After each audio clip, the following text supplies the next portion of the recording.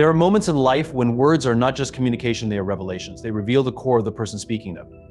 If you've ever heard someone say any of these 6 phrases, take a moment, step back, and reconsider their place in your life.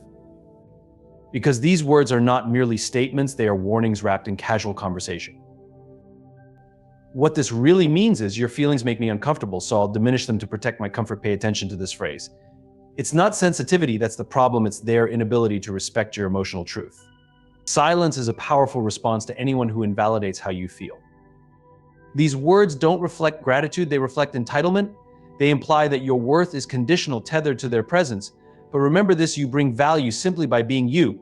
If someone uses their existence as leverage, it's time to walk away. This is an assault on your self-esteem. It's a seed of doubt planted to keep you from seeing your own light. Let me tell you, your worth is not defined by someone's ability or inability to put up with you. Leave this kind of thinking behind. This phrase is often used to shut down critical thinking or intuition. It's not overthinking if your instincts are screaming for attention. Your mind processes what your heart senses. Trust it. If someone can't engage with your concerns, they don't deserve your trust. The non-apology. It's not about them owning their part. It's about shifting the burden of their actions onto you. Accountability is the cornerstone of any meaningful relationship. Without it, there's no foundation to build on. This phrase is a refusal to evolve. It's a defense mechanism used to justify behaviors that hurt, manipulate, or stagnate. Growth is a choice, and refusing to choose it is a loud declaration that their comfort matters more than the relationship. So what do you do when you hear these words? You don't argue, you don't beg, you don't try to change them. You leave silently, firmly, and with your dignity intact. Walking away isn't weakness, it's strength. It's choosing your peace over their chaos. It's prioritizing your growth over their stagnation. And it's refusing to be fooled by words that are designed to control or diminish you. Silence is often the most powerful statement you can make. It doesn't just speak, it roars. And in that roar is your freedom. When someone says you're too sensitive, it might appear as a casual observation or even an attempt to offer constructive feedback. But beneath those words lies a deeper dismissal. It's not merely a comment about your feelings, it's a rejection of them. What this phrase truly communicates is that your emotions are inconvenient or uncomfortable for the person saying it. Instead of acknowledging your experience, they choose to diminish it, deflecting their responsibility to understand or empathize. Being told you're too sensitive often feels like being labeled as a problem. It can make you question your own emotional responses. Am I overreacting? Should I suppress how I feel to avoid being judged? These questions, while natural, point to the insidious effect of such dismissive language. It plants doubt about your worth and the validity of your emotions. Over time, this can lead to a damaging cycle where you second-guess yourself, minimizing your feelings to keep the peace, even when it comes at the cost of your own emotional well-being. But let's pause here for a moment and consider what sensitivity truly is. Sensitivity is not a flaw. It's a form of awareness, a heightened ability to feel and perceive. Sensitive people often pick up on nuances that others miss. They are attuned to changes in tone, body language, and the undercurrents of a conversation. Their depth of feeling allows them to experience life more vividly, both its joys and its pains. When someone dismisses this sensitivity, they are not merely brushing aside your feelings, they are devaluing a fundamental part of who you are. The phrase "you're too sensitive" shifts the narrative. Instead of addressing the issue at hand, it puts the spotlight on you, making your feelings the problem, rather than the situation or behavior that triggered them. This deflection can be especially damaging in close relationships where trust and mutual respect should be the foundation. Imagine expressing discomfort about something that was said or done, only to be met with this phrase. It doesn't resolve the conflict, it shuts it down. It signals that your emotions are unwelcome, and by extension, so is your voice. This kind of dismissal often reflects more about the person saying it than about you. They might lack the emotional capacity or willingness to engage with your feelings. They might be uncomfortable with vulnerability, either their own or someone else's. By labeling you as too sensitive, they shield themselves from the effort of introspection or accountability. It becomes easier for them to invalidate your emotions than to face their own discomfort. Understanding this doesn't necessarily make the sting of those words any less sharp. The real challenge lies in how you respond, not just to the person, but to yourself. When confronted with such dismissal, resist the urge to shrink or apologize for your emotions.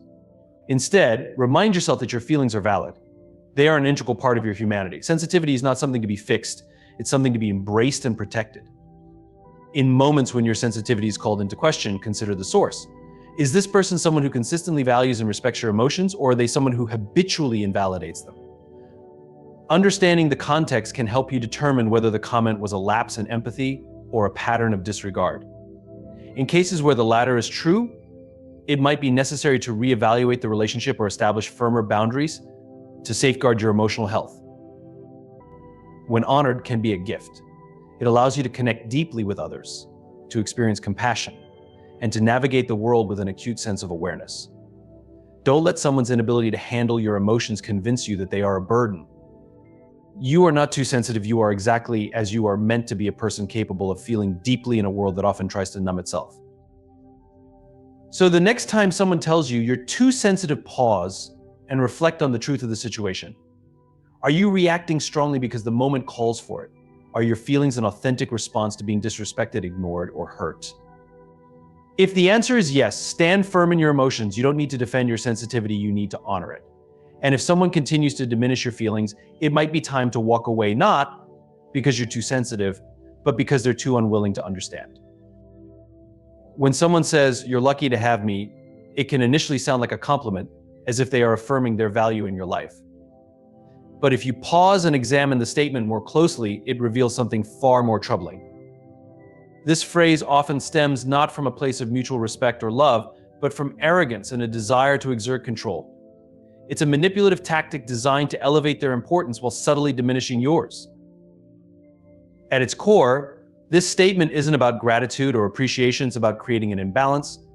It suggests that the relationship is a one-sided favor they are doing for you, rather than a mutual connection built on shared effort and respect. By framing themselves as indispensable, they position you as dependent, fostering a dynamic where you may feel obligated to tolerate their behavior, even if it's hurtful or dismissive. The message is clear: without them, you would somehow be less, and that belief is both false and harmful. The phrase "you're lucky to have me" thrives on undermining self-worth. When repeated over time, it can make you doubt your own value. You may start to believe that they are indeed doing you a favor by staying, that you're not deserving of their attention or affection, or that finding someone else who cares for you in the same way would be impossible. This erosion of confidence is deliberate. It keeps you tethered to the relationship, hesitant to assert your needs or set boundaries for fear of losing them. This type of manipulation often surfaces in subtle ways. It might come after you voice a concern or express dissatisfaction with their behavior. Instead of addressing your feelings, they respond with this phrase, shifting the focus away from their actions and onto your supposed good fortune in having them in your life. It's a deflection away to avoid accountability by making you feel like the one who's being unreasonable. They may frame their presence as a gift, but true gifts don't come with strings attached or conditions meant to control. The irony, of course, is that a healthy relationship is never about luck. It's about mutual effort, shared respect, and an understanding that both individuals bring value to the connection. No one person should hold the power to define the other's worth. When someone claims you're lucky to have them, they're often ignoring the countless ways you contribute to the relationship. They overlook your kindness, your support, your love, all the things that make you an equally vital part of the bond. This phrase is their way of skewing the narrative to serve their ego, not the truth. Responding to such a statement requires clarity and strength. It's important to recognize that your value doesn't hinge on their presence. You were whole and deserving long before they came into your life, and you will remain so regardless of their opinion. If someone genuinely values you, they won't need to remind you of your luck. Their actions and words will reflect appreciation without condescension. Mutual respect doesn't need to be asserted through arrogance. It flourishes through humility and acknowledgement of each other's worth. When confronted with this phrase, take a moment to reflect. Ask yourself, is this person genuinely contributing to my happiness and growth, or are they using this sentiment to keep me small and dependent? Healthy relationships empower both individuals. They don't rely on tactics that create imbalance or fear. If their words consistently make you feel lesser, it may be a sign that the relationship is built on control rather than love. You are not lucky to be tolerated, manipulated, or diminished. You are deserving of a connection that celebrates you for who you are without conditions or condescension. Anyone who tries to convince you otherwise is not a partner but an anchor, weighing you down to serve their need for dominance. Walking away from such dynamics is not a loss. It's a reclaiming of your worth and freedom. You are not lucky to have someone who doesn't honor your value. They are fortunate if you choose to stay. And never forget, that choice is always yours. When someone says no one else will put up with you, it is more than just a hurtful comment. It is a calculated tactic aimed at eroding your self-worth and keeping you tethered to a relationship that is likely imbalanced or unhealthy. On the surface, it may sound like a blunt observation, but beneath it lies a deeper intention to make you doubt your value, your desirability, and your capacity to build meaningful connections outside of this relationship. It's a manipulation tool disguised as honesty, wielded to foster dependency and control. At its core, this statement thrives on insecurity, not necessarily yours to begin with, but theirs. People who use this phrase often fear losing the control they hold over you. By making you question your ability to be accepted, loved, or valued by others, they aim to create a narrative in which they are your only option. This isolates you emotionally, leading you to feel trapped and powerless, as though their presence in your life is the only thing keeping you from loneliness. The phrase, "no one else will put up with you," is not only an attack on your self-esteem, but also an implicit dismissal of your individuality. It reduces your unique qualities, quirks, and even your struggles to something unbearable or unworthy of understanding. It suggests that your imperfections make you unlovable, that they are doing you a favor by staying, and that you should be grateful for their tolerance.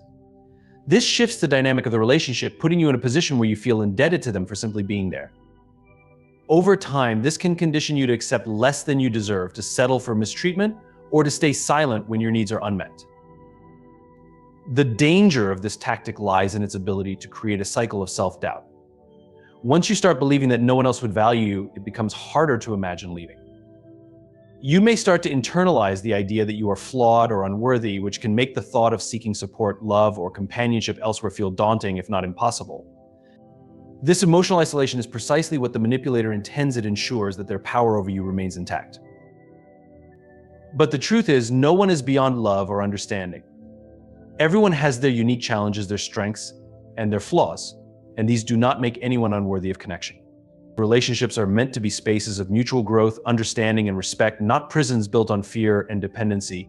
Someone who genuinely values you will never use your vulnerabilities as weapons or make you feel like a burden for being yourself.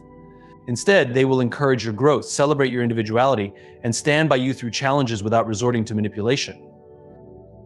It's important to recognize this tactic for what it is: a projection of the other person's insecurities.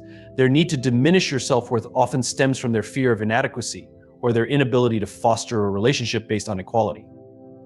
Rather than addressing their own shortcomings, they choose to focus on your perceived flaws, amplifying them to maintain a sense of control. Understanding this doesn't excuse their behavior, but it can help you see that their words are not a reflection of your value, they are a reflection of their fears. If you find yourself on the receiving end of this phrase, it's essential to challenge its validity. Reflect on the relationships in your life, friends, family, or colleagues who appreciate you for who you are. Think about the qualities you bring to the table: your kindness, your resilience, your authenticity. These are not traits to be dismissed or belittled. They are the foundation of your worth. Remind yourself that love and connection are not conditional upon perfection, and the right people in your life will embrace you fully, not put up with you. Leaving a relationship where such tactics are used can be daunting, especially if your confidence has been undermined. But walking away is not just an act of courage, it's an affirmation of your value. You deserve to be in relationships that uplift you, not ones that trap you in cycles of self-doubt. No one has the right to make you feel unworthy of love or acceptance.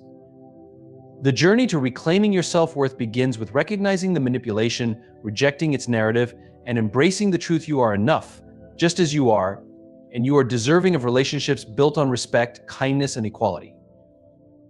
When someone says you're overthinking it, it may seem like an attempt to calm you down or encourage simplicity, but often it carries a far more dismissive undertone.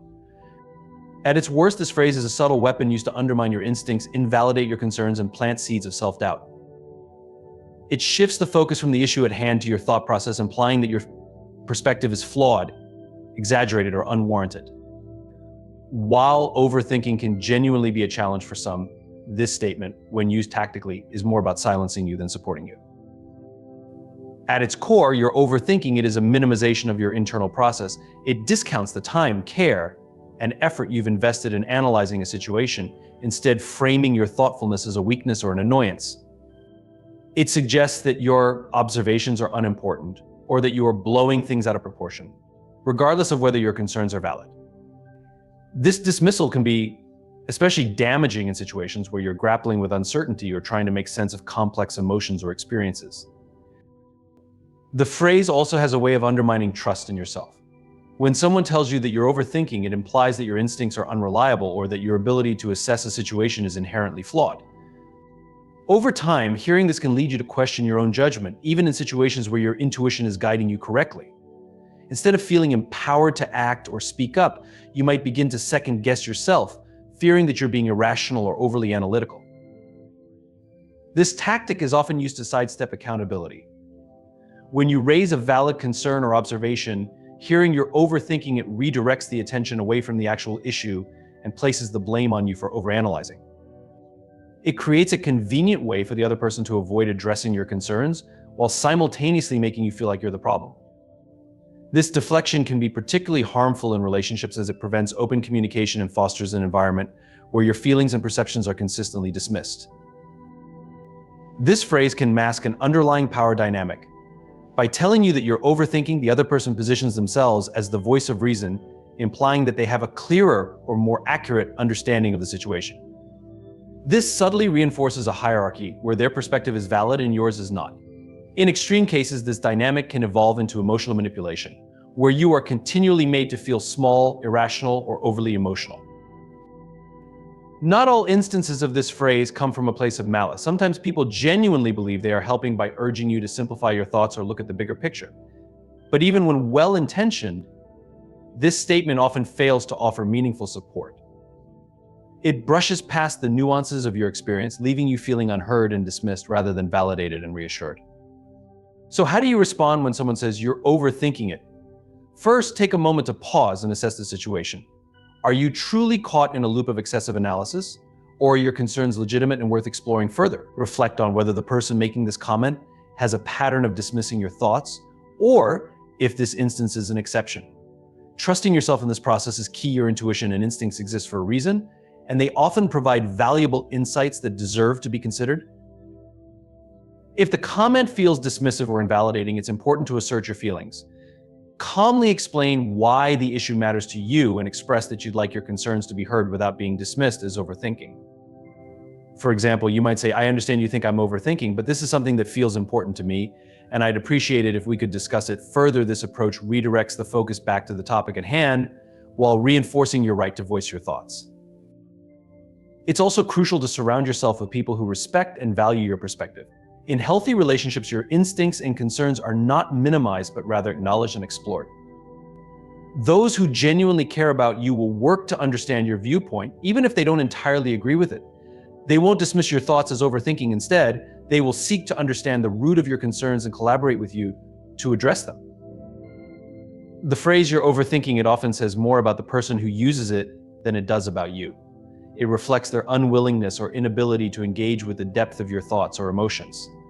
Your ability to think critically, analyze situations, and trust your instincts is a strength, not a flaw. Don't let anyone convince you otherwise. Stay confident in your ability to process the world around you, and remember that your thoughts and feelings are valid, even when others try to diminish them. "I'm sorry you feel that way" is a phrase that carries the veneer of an apology but lacks genuine accountability. On the surface, it might sound like an acknowledgement of your emotions, but a closer examination reveals its deflective nature. Rather than addressing the core issue or taking responsibility for the action that caused harm, this statement shifts the focus onto your feelings as though they are the problem. It's a subtle yet powerful way to avoid blame, invalidate your experience, and maintain control of the narrative. What makes this phrase particularly frustrating is its ambiguity. Unlike a direct apology, which acknowledges a specific wrongdoing, "I'm sorry you feel that way" centers on your emotional response rather than the action that triggered it. For instance, if you confront someone about hurtful behavior and they respond with this phrase, they are essentially sidestepping their role in the situation. Instead of saying, "I'm sorry I hurt you" or "I'm sorry for what I said," they imply that your feelings are an unfortunate reaction to something they see as neutral or justified. The statement also subtly absolves the person of responsibility. By framing the issue as your emotional response rather than their behavior, they shift the blame onto you. It creates a dynamic where you're left defending your feelings instead of discussing the original issue. This tactic can make you second-guess yourself, wondering if you're overreacting or being unreasonable. Over time, repeated exposure to this kind of deflection can erode your confidence in your own perceptions and experiences. "I'm sorry you feel that way" can feel dismissive. It lacks empathy and conveys an unwillingness to engage with your perspective. A genuine apology seeks to bridge the gap between two people by acknowledging harm, expressing remorse, and offering a path toward resolution. This phrase, however, often does the opposite. It closes the door on meaningful dialogue and signals that the person isn't interested in understanding or addressing the root of the issue. In many cases, this type of apology is used as a defense mechanism. The person saying it might be uncomfortable with vulnerability, accountability, or conflict.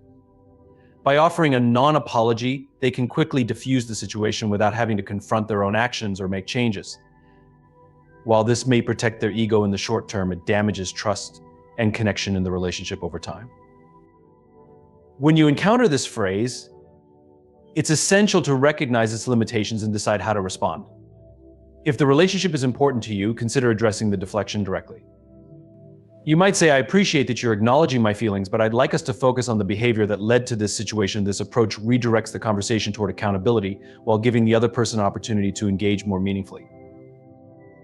It's also worth evaluating the context in which this phrase is used. Is it part of a broader pattern of deflection and avoidance? Or is it a one-off instance where the person might not realize the impact of their words?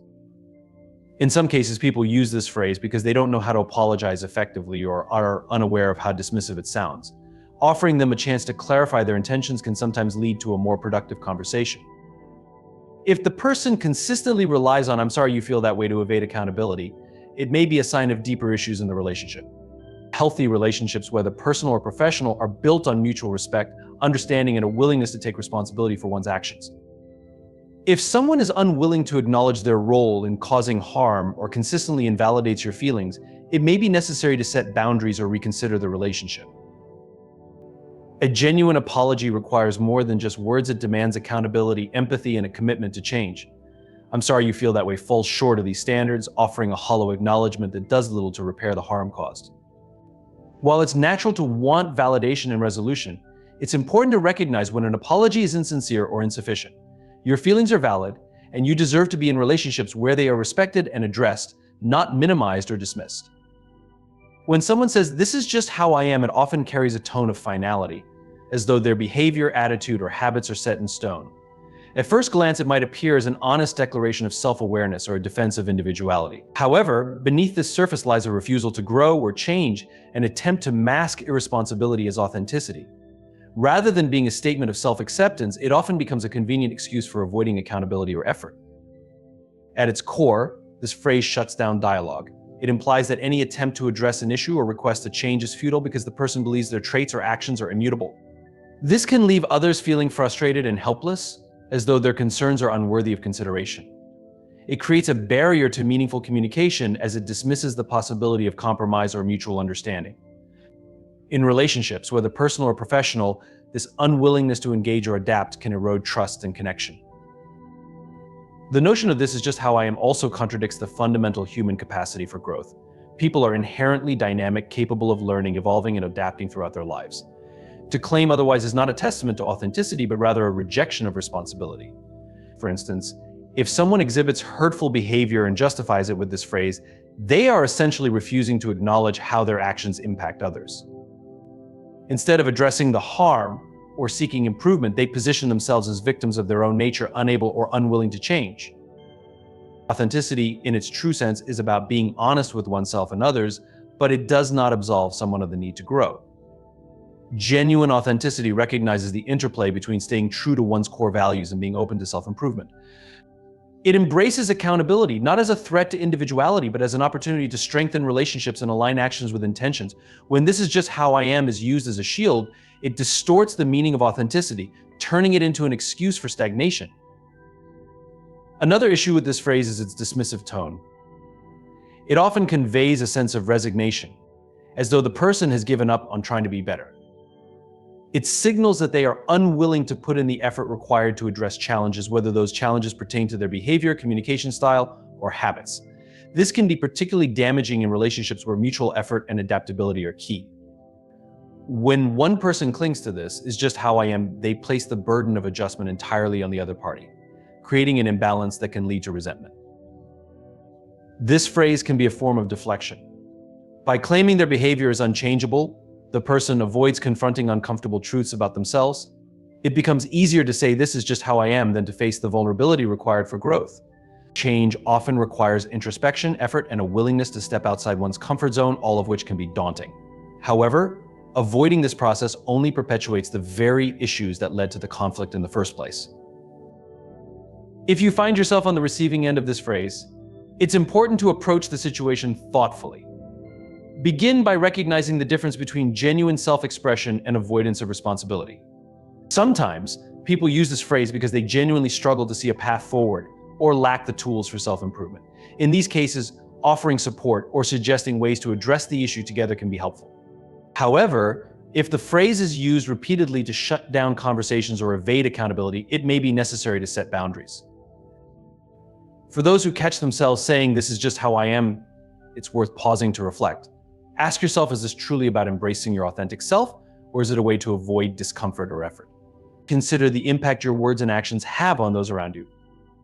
Authenticity does not mean refusing to grow. It means being honest about where you are while remaining open to who you can become. The statement, "This is just how I am," can be transformed into something far more empowering when approached with self-awareness and humility. Instead of using it to deflect or excuse, use it as a starting point for exploration. "This is how I am right now, but I'm willing to work on it." Growth is not about abandoning who you are. It's about becoming the best version of yourself while honoring your core values. By rejecting stagnation and embracing the journey of self-improvement, you can build stronger, more meaningful connections with others and create a life aligned with your true potential. In life, the words people choose often reveal their intentions and the dynamics they bring into relationships. Phrases like, "You're too sensitive," "You're lucky to have me," "No one else will put up with you," "You're overthinking it," "I'm sorry you feel that way, and this is just how I am," are not just dismissive statements. They are subtle tools that can undermine your sense of self-worth, erode your confidence, and trap you in unhealthy dynamics. Recognizing these phrases for what they truly are means to deflect, manipulate, or evade accountability is crucial for your emotional well-being and personal growth. Leaving silently when confronted with such tactics is not a sign of weakness, but an act of self-respect. It is a powerful decision to protect your peace, prioritize your growth, and create space for relationships that are built on mutual respect, understanding, and genuine connection. You deserve to be in environments where your voice is valued, your feelings are honored, and your worth is never in question. Thank you for taking the time to reflect on these insights. Remember, setting boundaries and walking away when necessary are acts of courage and self-love. Stay true to yourself and never settle for anything less than the respect and kindness you deserve. Thank you. Mate. Imagine standing in the midst of chaos, where every voice demands your attention, every event calls for your response, and yet you remain calm, unshaken, and resolute. In that moment, you wield the greatest power known to man, the power of not reacting. To control your emotion is not to suppress it, but to master it. It begins with awareness. The moment you feel anger, fear, or frustration rising within you, pause. Recognize that these emotions are but waves on the ocean of your consciousness. They rise, they fall, but they are not you. You are the stillness beneath, the observer who chooses whether to ride the wave or let it pass. Silence is your ally. When provoked, when tempted to defend or explain, remind yourself that silence is not weakness, it is wisdom. It allows you to see beyond the moment, to perceive the broader picture. Reacting is easy, it requires no thought, no awareness. But to remain still, to respond with intention, is to rise above the fray. Your inner state is the architect of your outer reality. When you react impulsively, you scatter your creative energy. You become entangled in the web of circumstances, losing sight of your true power. But when you remain composed, you channel your energy toward your highest vision. The external world conforms to the stability of your inner world. What you react to, you energize. If you respond with anger, you feed anger. If with fear, you magnify fear. But when you choose not to react, you starve the negativity. It dissolves, unable to sustain itself without your energy. This is how you reclaim your peace and power. To master your emotions is to master the world. When you remain calm amidst conflict, you disarm those who seek to disturb you. When you respond with patience, you outlast those who seek to provoke you. Strength is not found in shouting the loudest, but in standing firm in your silence. Understand the power of patience. In your stillness, solutions arise. In your calm, the right opportunities present themselves. Life will test you, but every trial is an invitation to grow stronger, to refine your ability to choose response over reaction. So the next time you feel the urge to react, pause. Breathe. Ask yourself, will this reaction bring me closer to the life I desire? Choose composure, choose clarity, and watch as your world transforms. Awareness is the foundation of emotional mastery, a concept often misunderstood as simply being alert or conscious. True awareness goes deeper. It is about recognizing your emotions as they arise, observing them without judgment, and creating the mental space needed to respond thoughtfully rather than react impulsively. It is the gateway to self-control, the pause that empowers you to choose your actions instead of being ruled by them. When you experience an emotion, your first instinct may be to label it anger, sadness, joy, or fear. These labels, while useful, can also confine you. They lead you to believe that the emotion defines you, that it is a fixed state rather than a passing experience. Awareness challenges this notion.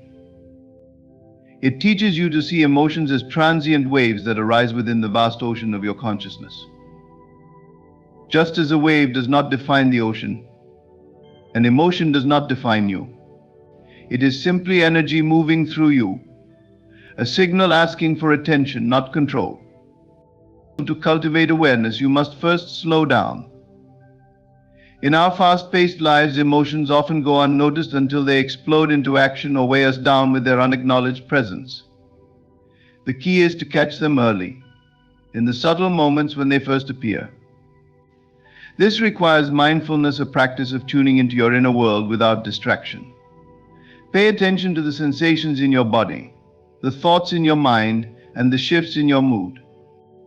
Notice the tightness in your chest when anger stirs, or the sinking feeling in your stomach when anxiety takes hold. These physical cues are the doorways to understanding your emotions. Recognizing your emotions without judgment is crucial. Judgment creates resistance, and resistance amplifies the very feelings you wish to manage. For example, if you feel anger and immediately think, "I shouldn't feel this way," you add a layer of guilt or frustration to the original emotion.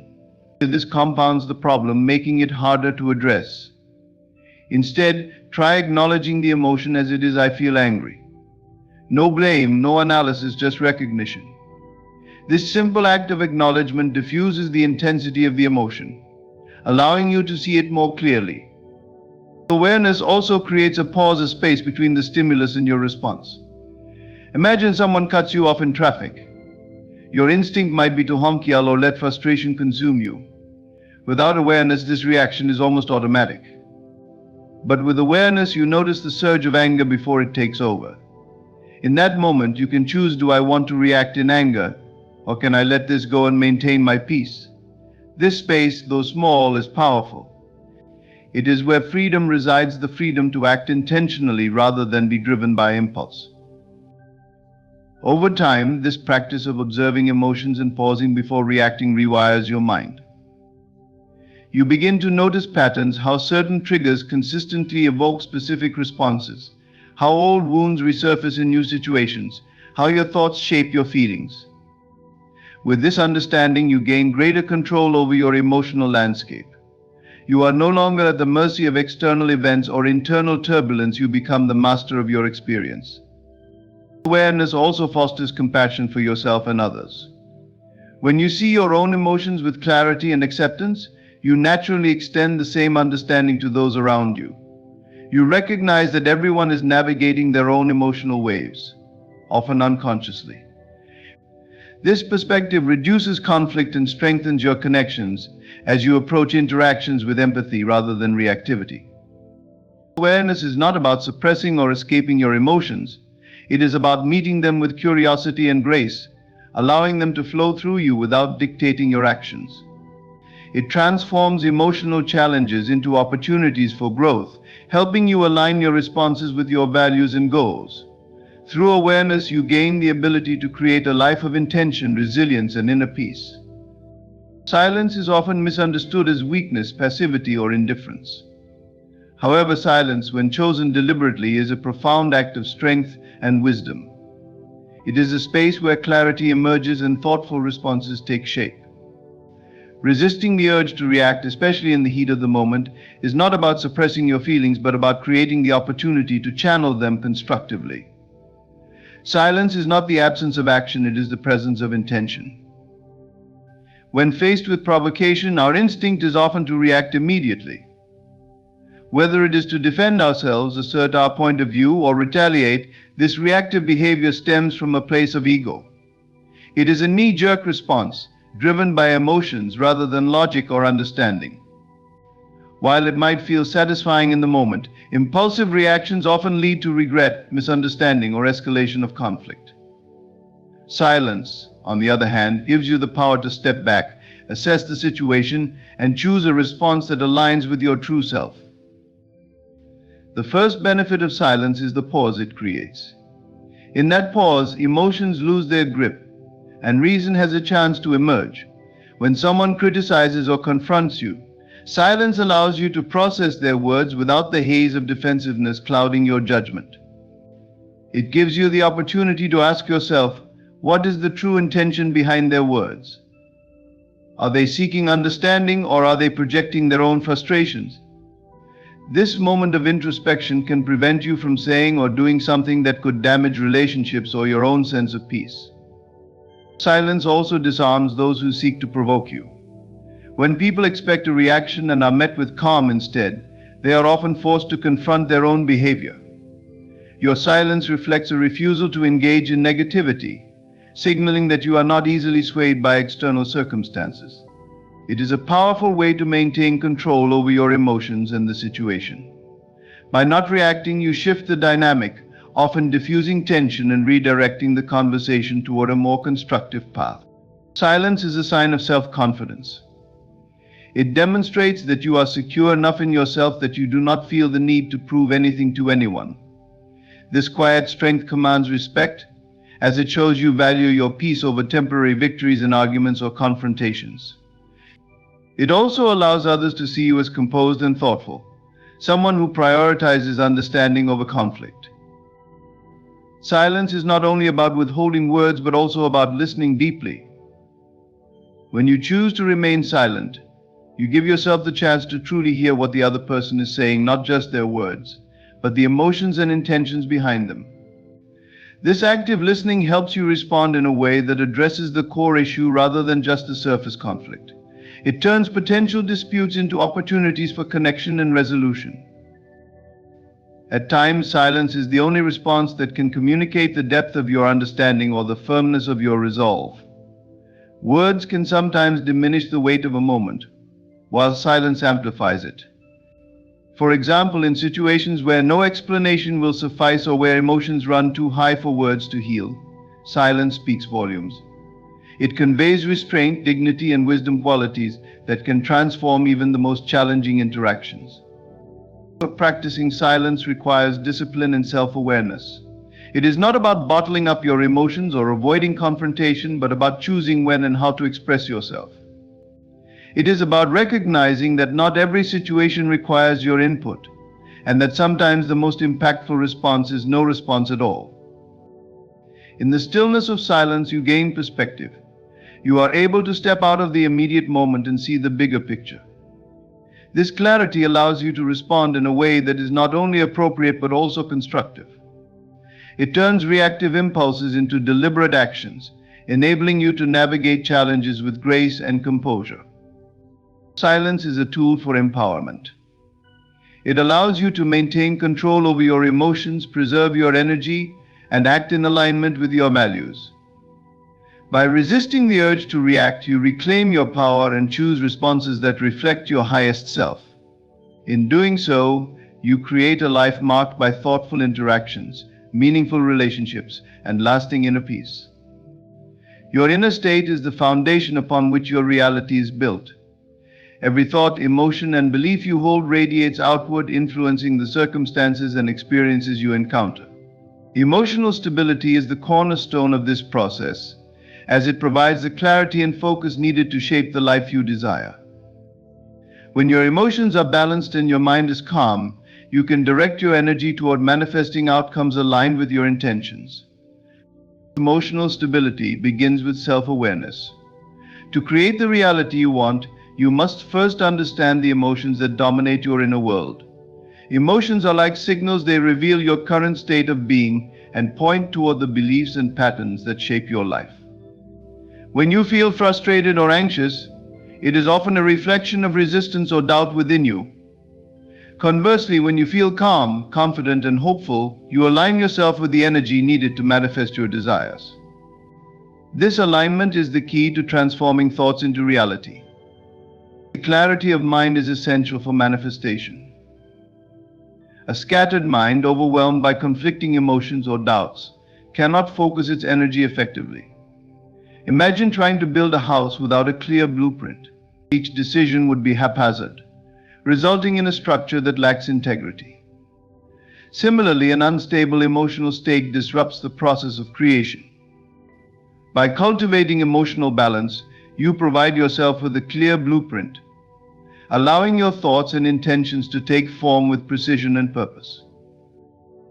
The power of emotional stability lies in its ability to maintain focus, even in the face of challenges. Life often presents obstacles, but how you respond to them determines whether you stay on course or veer off track. When you react impulsively to setbacks, you scatter your energy and weaken your ability to manifest your goals.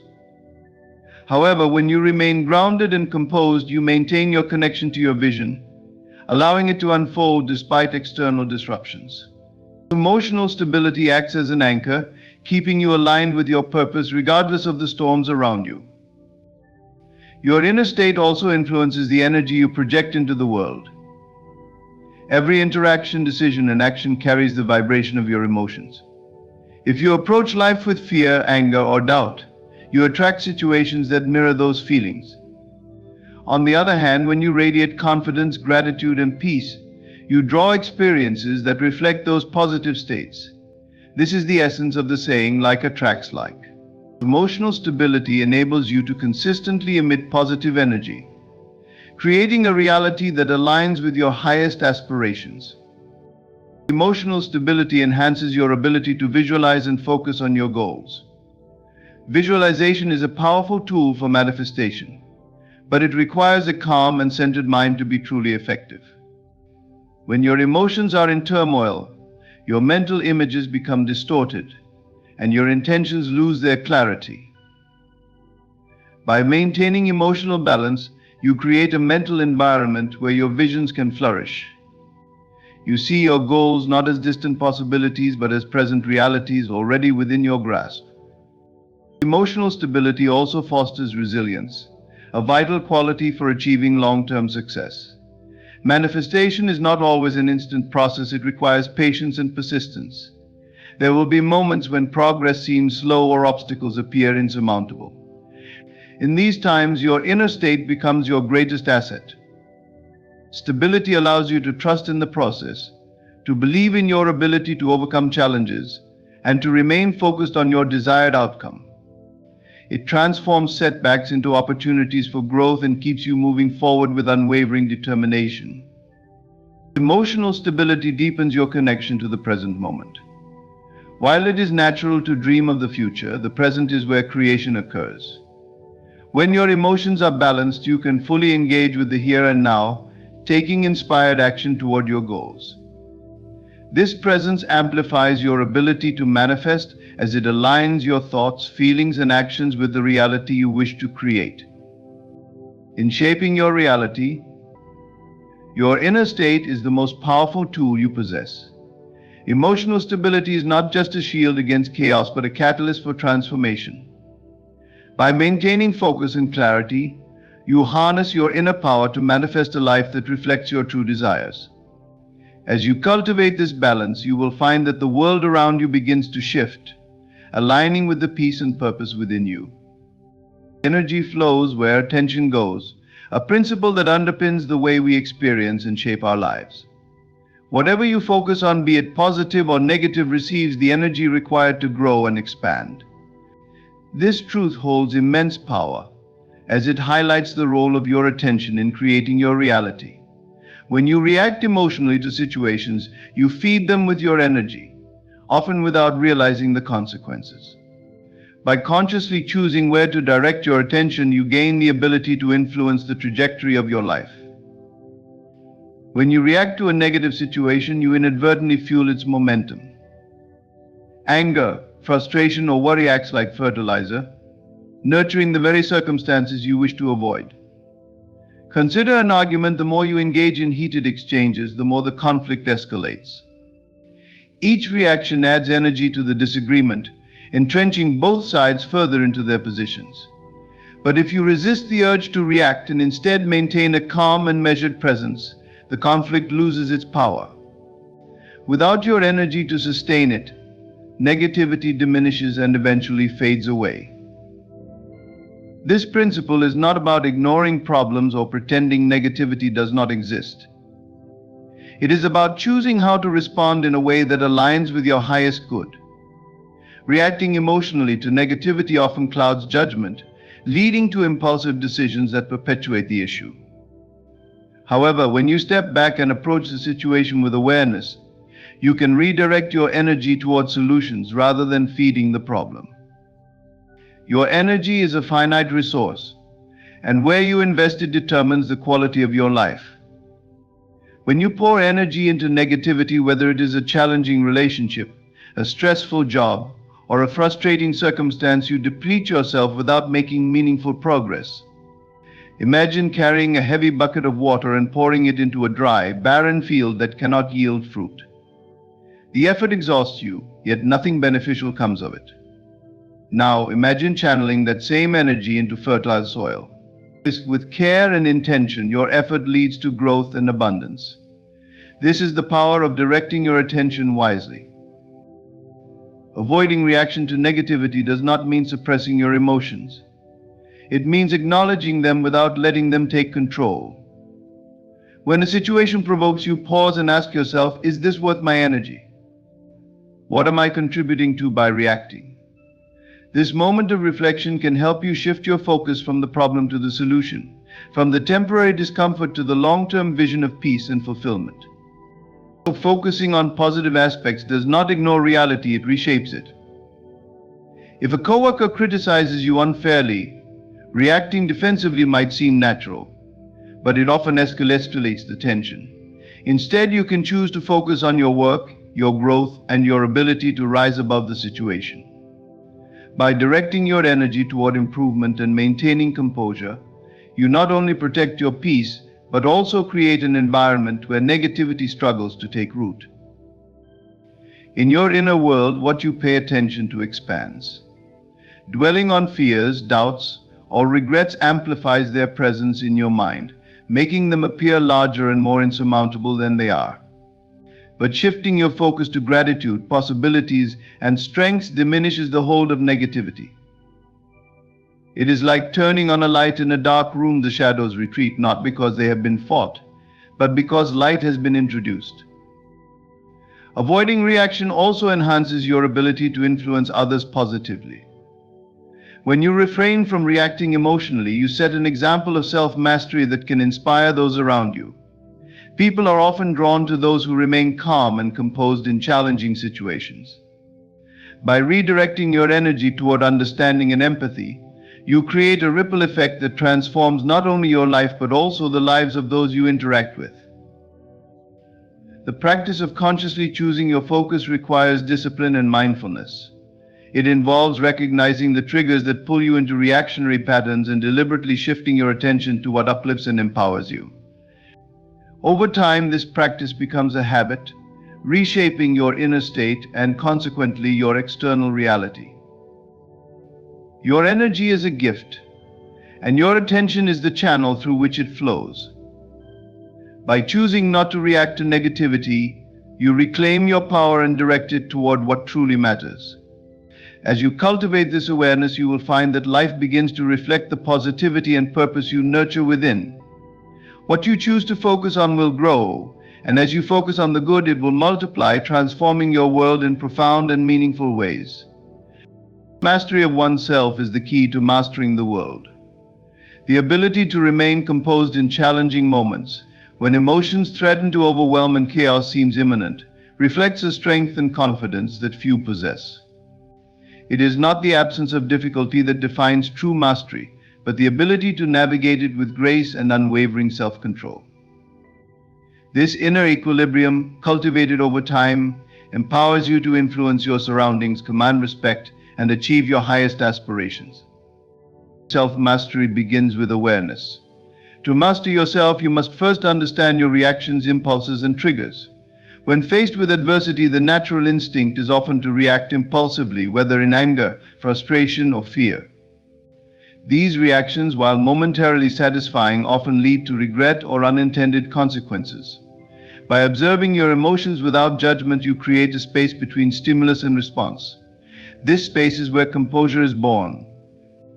It allows you to pause, reflect, and choose a course of action aligned with your principles and long-term goals. Remaining composed in challenging moments demonstrates inner strength because it requires discipline and self-restraint. Anyone can react in the heat of the moment, but it takes true power to hold steady when emotions run high. Consider the strength of a river contained by its banks. Its power is not diminished by the boundaries but directed and harnessed. Similarly, your ability to remain composed channels your energy constructively, turning potential chaos into order and opportunity. Confidence flows naturally from this sense of control. When you trust yourself to respond thoughtfully rather than react impulsively, you carry an aura of calm assurance. Others recognize this quality, often interpreting it as leadership or wisdom. The composed individual inspires trust because they appear unshaken, even in the face of difficulty. This confidence is not arrogance, but a quiet knowing that you have the tools to navigate any situation. It is a magnetic quality, drawing people toward you and amplifying your ability to influence and inspire. Challenging moments test the depth of your self-mastery. When you encounter setbacks, criticism, or unforeseen obstacles, how you respond reveals the extent of your inner strength. Instead of succumbing to frustration or self-pity, the composed individual sees these challenges as opportunities for growth. Every difficult moment is a chance to practice patience, resilience, and self-control. Over time, these qualities become second nature, fortifying your character and expanding your capacity for success. Mastering yourself also transforms your perception of the world. When you are not ruled by your emotions, you see situations with greater clarity. Composure enables you to assess challenges objectively, without the cloud of anger or fear. This clarity allows you to make decisions that are not only effective but also aligned with your values. It also fosters empathy, as you can step outside your own emotional state to understand the perspectives of others. This understanding enhances your relationships and strengthens your ability to navigate social dynamics. The ripple effects of self-mastery extend beyond personal growth. A composed individual sets the tone for those around them, creating an environment of stability and focus. Whether in the workplace, family, or community, your ability to remain calm under pressure inspires others to do the same. This influence is particularly valuable in leadership roles, where composure can mean the difference between success and failure. A leader who remains calm in a crisis projects confidence and steadiness, reassuring those who look to them for guidance. Self-mastery is not about suppressing emotions or denying vulnerability. It is about understanding your emotions and choosing how to express them. Suppression leads to internal conflict, while healthy self-expression fosters balance. Mastery involves acknowledging your feelings, processing them constructively, and responding in a way that aligns with your intentions. It is the art of balancing strength with sensitivity, confidence with humility. Mastering yourself is a lifelong journey, not a destination. It requires continuous practice and a willingness to confront your own limitations. Each time you choose composure over reaction, you strengthen your inner foundation. Over time, this foundation becomes unshakable, allowing you to navigate life's storms with poise and confidence. Patience is often misunderstood as mere endurance or passive waiting, but in truth, it is one of the most profound expressions of strength and mastery. To wait without reacting impulsively, especially in moments of uncertainty or challenge, requires immense inner power. Patience is not the absence of action but the presence of wisdom, allowing you to act thoughtfully rather than react hastily. It creates the conditions for better decisions and aligns you with possibilities that might otherwise remain unseen in the fog of impulsiveness. When faced with a situation that provokes anxiety, frustration, or impatience, the instinctive response is often to act immediately to resolve discomfort. Yet this very urge to react can lead to decisions born from fear or haste rather than clarity and intention. Patience interrupts this cycle, creating space between the stimulus and your response. In that space, you find the opportunity to reflect, to gather information, and to align your actions with your higher purpose. It is within this pause that the seeds of wisdom are planted. Patience is not passivity, it is deliberate restraint. It is the recognition that not every situation demands an immediate response and that some outcomes are better served by waiting. Consider the process of planting a seed. No amount of rushing will make it sprout faster. The seed requires time, nurturing, and trust in nature's process. Similarly, many of life's challenges and opportunities unfold in their own time. Patience allows you to honor this natural rhythm, trusting that the right action will reveal itself when the moment is ripe. Waiting without reacting also opens the door to higher possibilities. Impulsiveness often narrows your vision, fixating on immediate problems or outcomes. Patience, on the other hand, broadens your perspective, enabling you to see opportunities that might otherwise go unnoticed.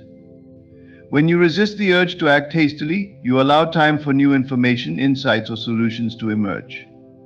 These higher possibilities often align more closely with your long-term goals and values, leading to outcomes that are not only effective but also deeply fulfilling. Patience is closely tied to emotional intelligence. To wait without reacting requires the ability to manage your emotions, to sit with discomfort without letting it dictate your actions. This is no small feat, as emotions can be powerful forces, urging you to act on impulse.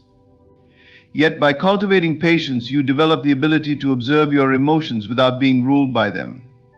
You learn to acknowledge your feelings, whether they be frustration, fear, or excitement, while maintaining the clarity needed to choose your response wisely. One of the greatest gifts of patience is its ability to transform relationships.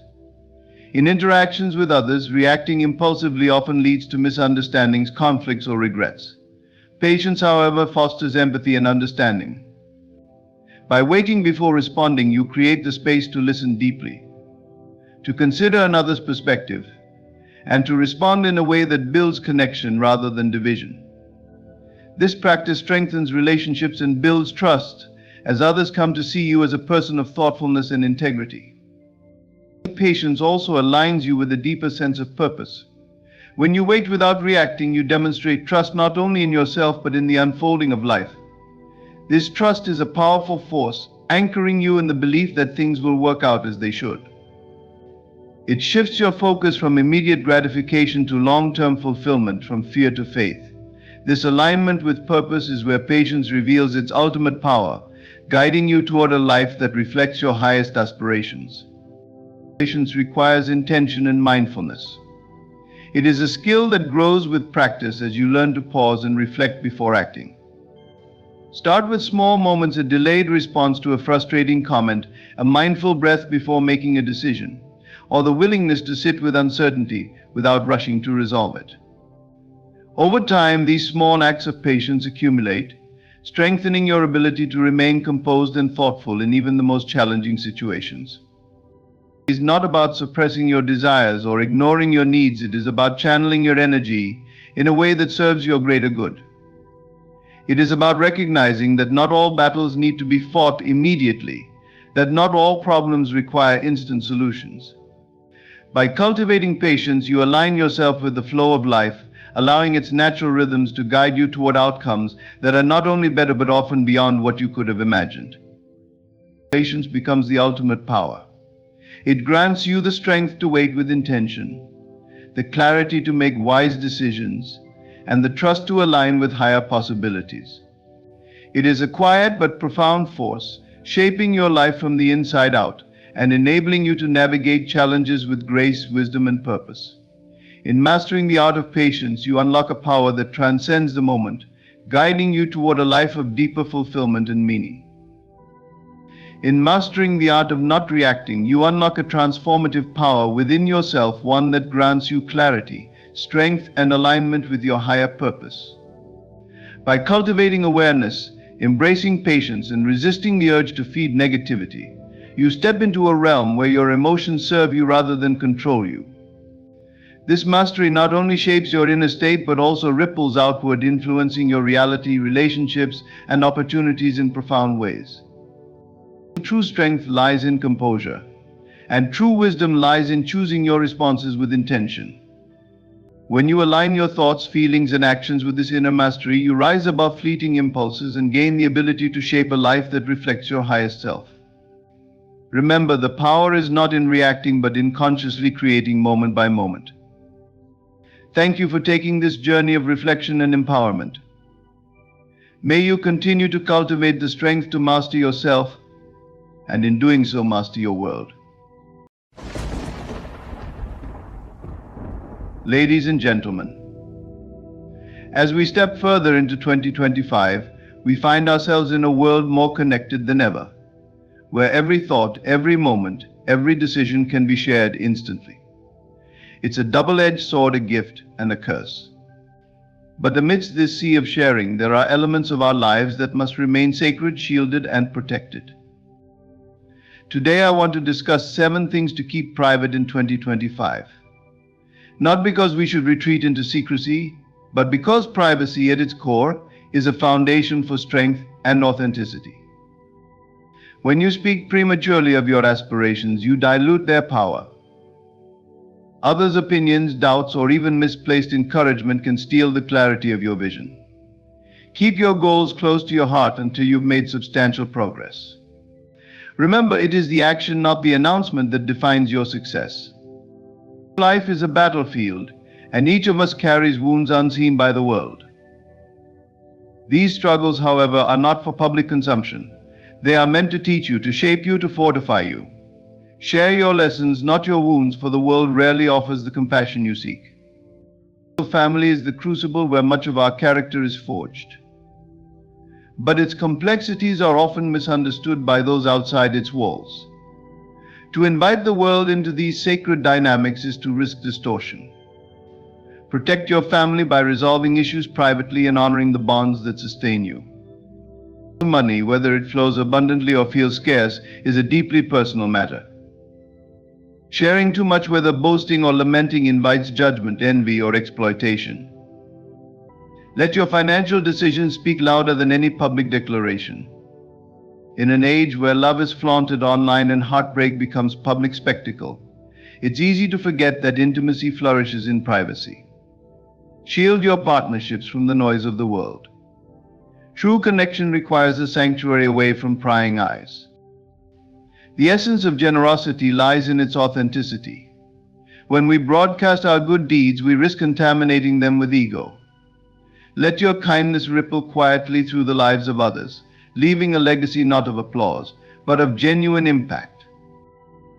And most critically, guard your plans and strategies.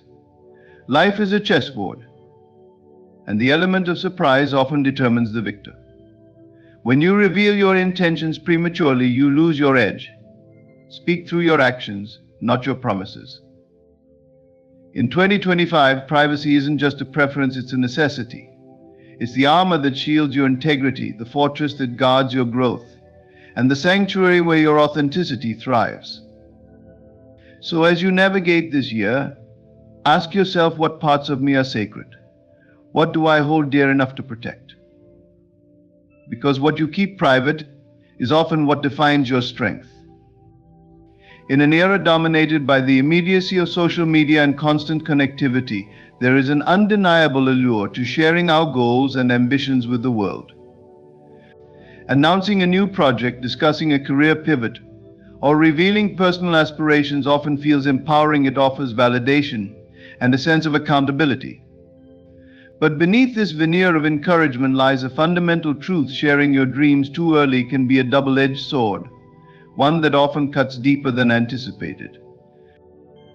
When we articulate our goals prematurely, we expose ourselves to external influences that can dilute our focus and determination. Every idea, no matter how pure or well-intentioned, is fragile at its inception. It is like a seed planted in uncertain soil, needing time to root itself before withstanding the elements. Sharing that seedling with others, especially before it has gained strength, invites a host of risks. Opinions, whether supportive or critical, can subtly shape your perception of your own potential. Encouragement might inflate your confidence prematurely, making you less vigilant about the work required. Conversely, skepticism, even when unintended, can plant doubt in your mind, eroding the very foundation of your ambition. There is also a psychological cost to consider. Sharing your goals can provide a premature sense of accomplishment. Studies in behavioral psychology suggest that publicly declaring an intention often satisfies the brain's need for reward. This creates a paradox: you feel a sense of progress simply by sharing your ambition, but the actual work required to achieve it remains undone. The result is a dangerous inertia, where the energy needed to act is spent on seeking external affirmation rather than pursuing the goal itself. Furthermore, sharing your aspirations invites scrutiny. While some may genuinely wish you well, others might harbor jealousy, doubt, or even subtle resistance to your vision. They may project their insecurities onto you, questioning your ability or dismissing the value of your ambition. Such negativity, whether overt or disguised as constructive criticism, can seep into your psyche, complicating your path forward. In contrast, when you keep your goals private, you protect yourself from these distractions. You create a space where your aspirations can grow untainted by the judgments or limitations of others. Another crucial reason to guard your ambitions lies in the importance of momentum. The process of achieving any meaningful goal is arduous, often requiring patience, resilience, and adaptability. Early exposure to external opinions can disrupt this momentum. Imagine starting a long race only to pause repeatedly because onlookers are offering advice on your pace, your stride, or even the route you've chosen. The constant interruption saps your energy and steals your focus. By keeping your ambitions private, you eliminate these interruptions, allowing yourself to channel all your energy into the journey itself. There is also a profound sense of empowerment in silence. When you work on your goals privately, you reclaim control over your narrative. You are no longer performing for an audience or seeking validation. You are simply moving forward, step by step, in alignment with your vision. Each milestone achieved in solitude strengthens your resolve and deepens your confidence, creating a reservoir of self-belief that no external opinion can shake. This is not to say you should shun all forms of support or collaboration. Trusted mentors, close friends, and loved ones can play invaluable roles in your journey. The key lies in discernment, sharing your ambitions selectively, and with those who genuinely have your best interests at heart. Even then, the emphasis should remain on action rather than words. Allow your progress to speak louder than your proclamations. The journey to achieving your goals is deeply personal. It is shaped by your unique experiences, values, and determination. When you keep your dreams private, you preserve their authenticity. You give yourself the freedom to stumble, adapt, and grow without the burden of external expectations. You protect the sanctity of your vision, ensuring that it remains yours and yours and yours alone. So the next time you feel the urge to announce your ambitions, pause. Ask yourself, what do I gain by sharing this now? More importantly, what might I lose? In that moment of reflection, you may discover a deeper truth: that your goals, like the most precious treasures, deserve to be nurtured in quiet, deliberate care until they are strong enough to shine on their own. Life is inherently challenging, and struggles are an inevitable part of the human experience. They shape who we are, test our resilience, and often pave the way for growth and self-discovery. Yet, in a world increasingly dominated by public sharing, there is an emerging tendency to broadcast personal struggles as they unfold. While this might seem cathartic or even empowering in the moment, sharing our pain prematurely often invites judgment and misunderstanding, hindering the transformative process that challenges are meant to inspire. When we are in the midst of a struggle, emotions are raw and our perspective is limited. Pain clouds judgment, making it difficult to articulate our experiences fully or accurately. Sharing struggles at this vulnerable stage exposes us to external interpretations that may not align with the reality of our situation. Others, no matter how well-intentioned, view our experiences through their own lens, shaped by their beliefs, biases, and understanding. This can lead to advice or opinions that, while seemingly helpful, might lack relevance or depth, leaving us feeling more confused or unsupported. Premature sharing often subjects us to judgment, both explicit and subtle. People may question the choices that led to our struggles, critique our methods of coping, or even trivialize our pain. This judgment, whether expressed openly or through dismissive silence, can compound the sense of isolation and inadequacy that often accompanies hardship. Instead of finding solace or clarity, we may end up feeling more alienated, burdened not only by our struggles but also by the weight of others' perceptions. There is also the risk of misunderstanding. When we share our struggles publicly, the nuances of our experiences are often lost. Social media and casual conversations are not conducive to deep, thoughtful exchanges.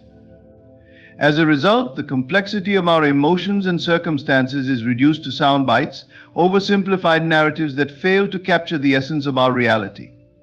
This can lead to misinterpretations that distort how others view us or how we view ourselves. Such distortions can undermine our confidence, creating unnecessary obstacles in an already difficult journey. Furthermore, sharing struggles too soon can rob us of the opportunity to process and grow from them privately. Pain is not just a burden, it's a teacher. It forces us to confront our limitations, reassess our priorities, and find strength within ourselves that we didn't know existed. This process of self-discovery and growth is deeply personal and often requires solitude. When we broadcast our pain, we risk interrupting this process, replacing introspection with external validation or sympathy.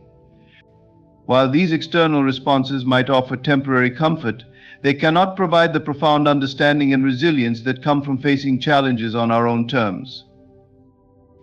There is immense power in allowing struggles to mature into lessons before sharing them with the world. When we take the time to process our pain, we gain clarity about its meaning and impact. We can articulate our experiences with depth and authenticity, transforming our struggles into stories of resilience and triumph. These stories, shared from a place of healing and understanding, have the power to inspire and uplift others. They become not cries for help, but beacons of hope, testimonies to the strength of the human spirit. This doesn't mean we should endure struggles in complete isolation. Trusted friends, mentors, or therapists can provide invaluable support during difficult times. The key is to be selective and intentional about whom we confide in, ensuring that those we turn to can offer genuine understanding and encouragement. Sharing in these intimate, safe spaces allows us to receive the support we need without the risks associated with public exposure. Our struggles and failures are part of what makes us human. They remind us of our vulnerability, challenge us to grow, and connect us to others on a deeper level. But to fully harness the transformative power of pain, we must protect its sacredness. We must resist the urge to share prematurely, instead embracing the discomfort and allowing it to shape us in meaningful ways. When the time comes to open up, we can do so from a place of strength and wisdom, offering not just our pain, but the invaluable lessons it has taught us. Family is the cornerstone of our lives, shaping our identities, values, and relationships. It is within the family unit that we experience some of our most profound moments of love, conflict, growth, and connection. These dynamics are deeply personal, often intricate, and sometimes fraught with challenges that test the bonds between members. Yet, despite their complexity, family matters remain sacred, a domain where privacy and discretion are not just desirable but essential. When it comes to family dynamics, the temptation to share our experiences with outsiders can be strong. We may feel compelled to seek validation, advice, or simply an outlet for our frustrations. However, opening up about family conflicts or issues to those outside the family often leads to misunderstandings. Outsiders, no matter how well-meaning, cannot fully grasp the nuances of our familial relationships. They view our experiences through their own perspectives, colored by their biases, upbringing, and emotional distance from the situation. This lack of context can result in advice or judgments that, while seemingly supportive, may miss the mark entirely and complicate the situation further. Family matters are deeply intertwined with our sense of identity. Criticism or judgment directed at family members can feel like a personal attack, even when unintended. Sharing family disputes with others invites commentary that may exacerbate tensions within the family. It can create a rift between how we perceive our family and how others perceive them, leading to feelings of defensiveness or guilt. This external interference can amplify conflicts rather than resolve them, leaving relationships strained and unresolved. There is also the issue of loyalty. Family is built on a foundation of trust, and this trust is fragile when privacy is breached. Sharing family conflicts with outsiders can feel like a betrayal to those involved, undermining the very bonds we are trying to protect. Once trust is eroded, it can take significant time and effort to rebuild, creating long-term damage to relationships that could have been avoided with discretion. Resolving family issues privately allows for a level of honesty and vulnerability that is often impossible in the presence of outsiders. Within the family unit, members can express their feelings, perspectives, and grievances without the fear of being judged by those who do not share the same history or context. This creates a space for open communication and mutual understanding, where solutions can be sought collaboratively rather than imposed by external opinions. Privacy also provides an opportunity for growth and reconciliation. Family conflicts, while painful, can be transformative when approached with empathy and a willingness to learn. They challenge us to confront our flaws, understand others' perspectives, and develop deeper emotional intelligence. These lessons are often lost when conflicts are externalized, as the focus shifts from resolution to seeking validation or sympathy from others. By keeping these matters private, we honor the sacredness of family relationships and allow the healing process to unfold naturally. That said, maintaining privacy does not mean enduring toxic or abusive situations in silence. In cases of harm or danger, seeking help from a trusted professional or authority is essential and should not be conflated with breaching family privacy. However, for the everyday conflicts and challenges that arise in familial relationships, discretion remains a powerful tool for preserving harmony and fostering resolution. It is also important to recognize that the act of keeping family matters private is an act of respect. It acknowledges the individuality of each family member and their right to navigate personal relationships without the scrutiny or interference of others. This respect lays the groundwork for stronger, more resilient bonds that can weather the inevitable storms of life. Family dynamics are as unique as the individuals who comprise them. They are woven from shared histories, memories, and emotions that outsiders cannot fully comprehend. By protecting the sanctity of these relationships and resolving issues privately, we not only safeguard our family's integrity but also cultivate a deeper sense of connection and understanding. In doing so, we honor the sacredness of the bonds that hold us together, ensuring they remain strong, meaningful, and enduring. Money, while often a necessary tool for navigating life, is a deeply personal aspect of our existence. It represents more than numbers in a bank account. It signifies security, opportunity, and sometimes even self-worth. However, in a world where financial achievements or struggles are increasingly broadcasted, the question arises, how much should we really share about our financial status? The answer, quite simply, is very little. Whether you are thriving or struggling, revealing too much about your financial situation can lead to unnecessary pressure, misunderstandings, and even unwanted attention. For those experiencing financial success, the temptation to share can be strong. Society often equates wealth with accomplishment, and there is a natural desire to showcase one's hard-earned achievements. Yet this display can come at a cost. Sharing your financial prosperity publicly may attract envy or resentment, even from those you least expect. People may perceive your success as a threat or compare their own circumstances unfavorably to yours, leading to strained relationships. Moreover, wealth often invites unsolicited opinions, advice, or even requests for financial assistance, placing you in uncomfortable or compromising positions. Financial success also brings with it certain vulnerabilities. Publicly revealing your affluence can attract individuals with ulterior motives, those who seek to exploit your resources rather than engage with you authentically.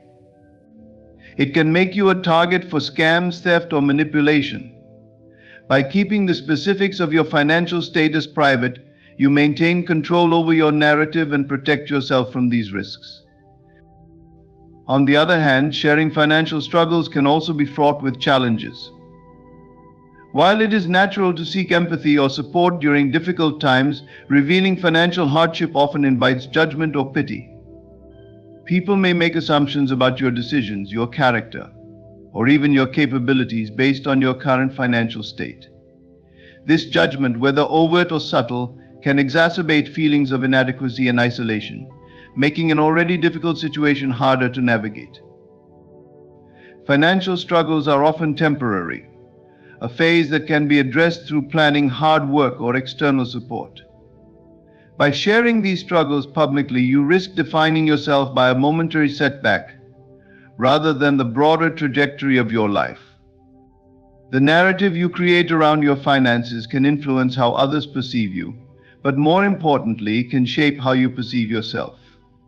Retaining privacy allows you to focus on solutions rather than perceptions, empowering you to work through challenges with dignity and resilience. Another critical aspect of financial privacy is the ability to make decisions without undue influence. When others are aware of your financial situation, whether prosperous or precarious, they may feel entitled to weigh in on your choices. This can create a sense of pressure to conform to others' expectations, even when those expectations do not align with your values or goals.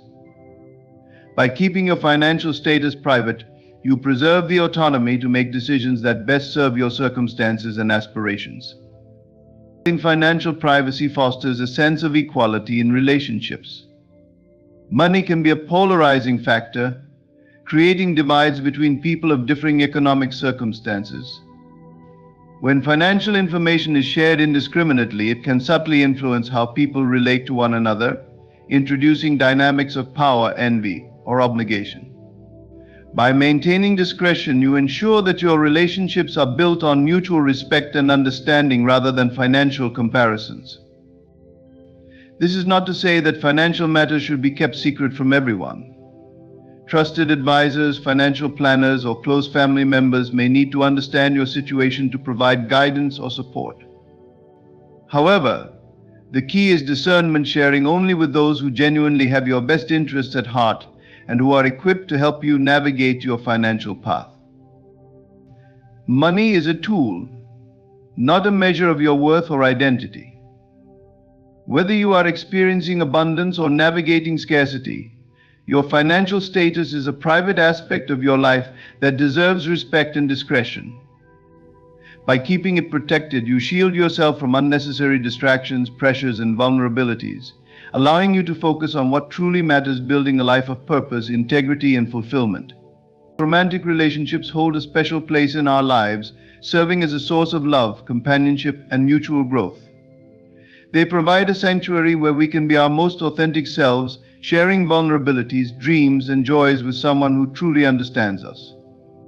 However, in today's age of digital transparency and social media oversharing, the sacredness of romantic relationships is increasingly under threat. While it may seem harmless or even fulfilling to share the details of your partnership with others, whether online or in social circles, doing so can unintentionally expose your relationship to unnecessary scrutiny and pressure. Relationships, like delicate plants, thrive best when nurtured away from the glare of public attention. At the heart of a romantic relationship lies intimacy, a deep connection built on trust, respect, and emotional vulnerability. This intimacy is inherently private, a bond meant to be shared exclusively between two people. When aspects of this bond are exposed to others, be it through social media posts, casual conversations, or even seeking external validation, the very foundation of intimacy can be compromised. Sharing too much invites outside perspectives, opinions, and judgments, which can distort the pure connection you share with your partner. Public scrutiny often brings with it the burden of expectations. Once your relationship becomes a topic of public interest, people start forming opinions about it, what it should look like, how you should act as a couple, or what milestones you should achieve. These expectations can create pressure to conform to an idealized version of a relationship, one that may not align with your reality or personal dynamics. This external influence can lead to feelings of inadequacy or dissatisfaction, even if the relationship is perfectly fulfilling in its own unique way. Constant public exposure can erode the boundaries that protect a relationship's integrity. Arguments, misunderstandings, and challenges are natural in any partnership. But when these moments are shared with others, they become subject to analysis and judgment. Friends, family, or even acquaintances may feel compelled to offer unsolicited advice or take sides, complicating the process of resolving issues. In contrast, when conflicts are handled privately, they allow for honest communication, mutual understanding, and growth free from the noise of outside opinions. There is also a risk of comparison. In today's social media-driven culture, where relationships are often showcased through curated snapshots of romance and happiness, it's easy to fall into the trap of comparing your partnership to others. These comparisons can breed insecurity, making you question the authenticity or value of your relationship based on superficial metrics. The truth is, no two relationships are alike, and their success cannot be measured by external validation. Keeping your relationship private helps you focus on what truly matters, the connection you share with your partner. Maintaining privacy also fosters a sense of safety within the relationship. When both partners feel that their vulnerabilities, challenges, and shared moments are protected, they are more likely to open up and invest in the relationship. This sense of safety strengthens trust, creating a solid foundation for long-term growth and resilience. On the other hand, publicizing the relationship may lead to a reluctance to share openly, as partners fear their private moments may be exposed or misinterpreted by others. This is not to say that relationships should be kept secret or hidden. Sharing milestones or celebrating your partner can be a beautiful expression of love and pride. The key lies in balance, knowing which aspects of your relationship are appropriate to share and which are best kept between you and your partner. By being intentional about what you reveal, you maintain control over your narrative while preserving the sanctity of your connection. It's also worth noting that nurturing a private relationship doesn't mean avoiding support or guidance when needed. Trusted confidants or professionals can provide valuable insights during challenging times. The difference lies in sharing selectively, seeking input only from those who genuinely care about your well-being and understand the nuances of your relationship. Romantic relationships flourish in an environment of respect, understanding, and privacy. They require time, effort, and attention to grow, free from the distractions and distortions of public scrutiny. By protecting the sanctity of your partnership, you create a space where love can deepen, trust can thrive, and your bond can endure the inevitable ups and downs of life. In doing so, you honor the uniqueness of your relationship, allowing it to remain a source of strength, joy, and mutual fulfillment.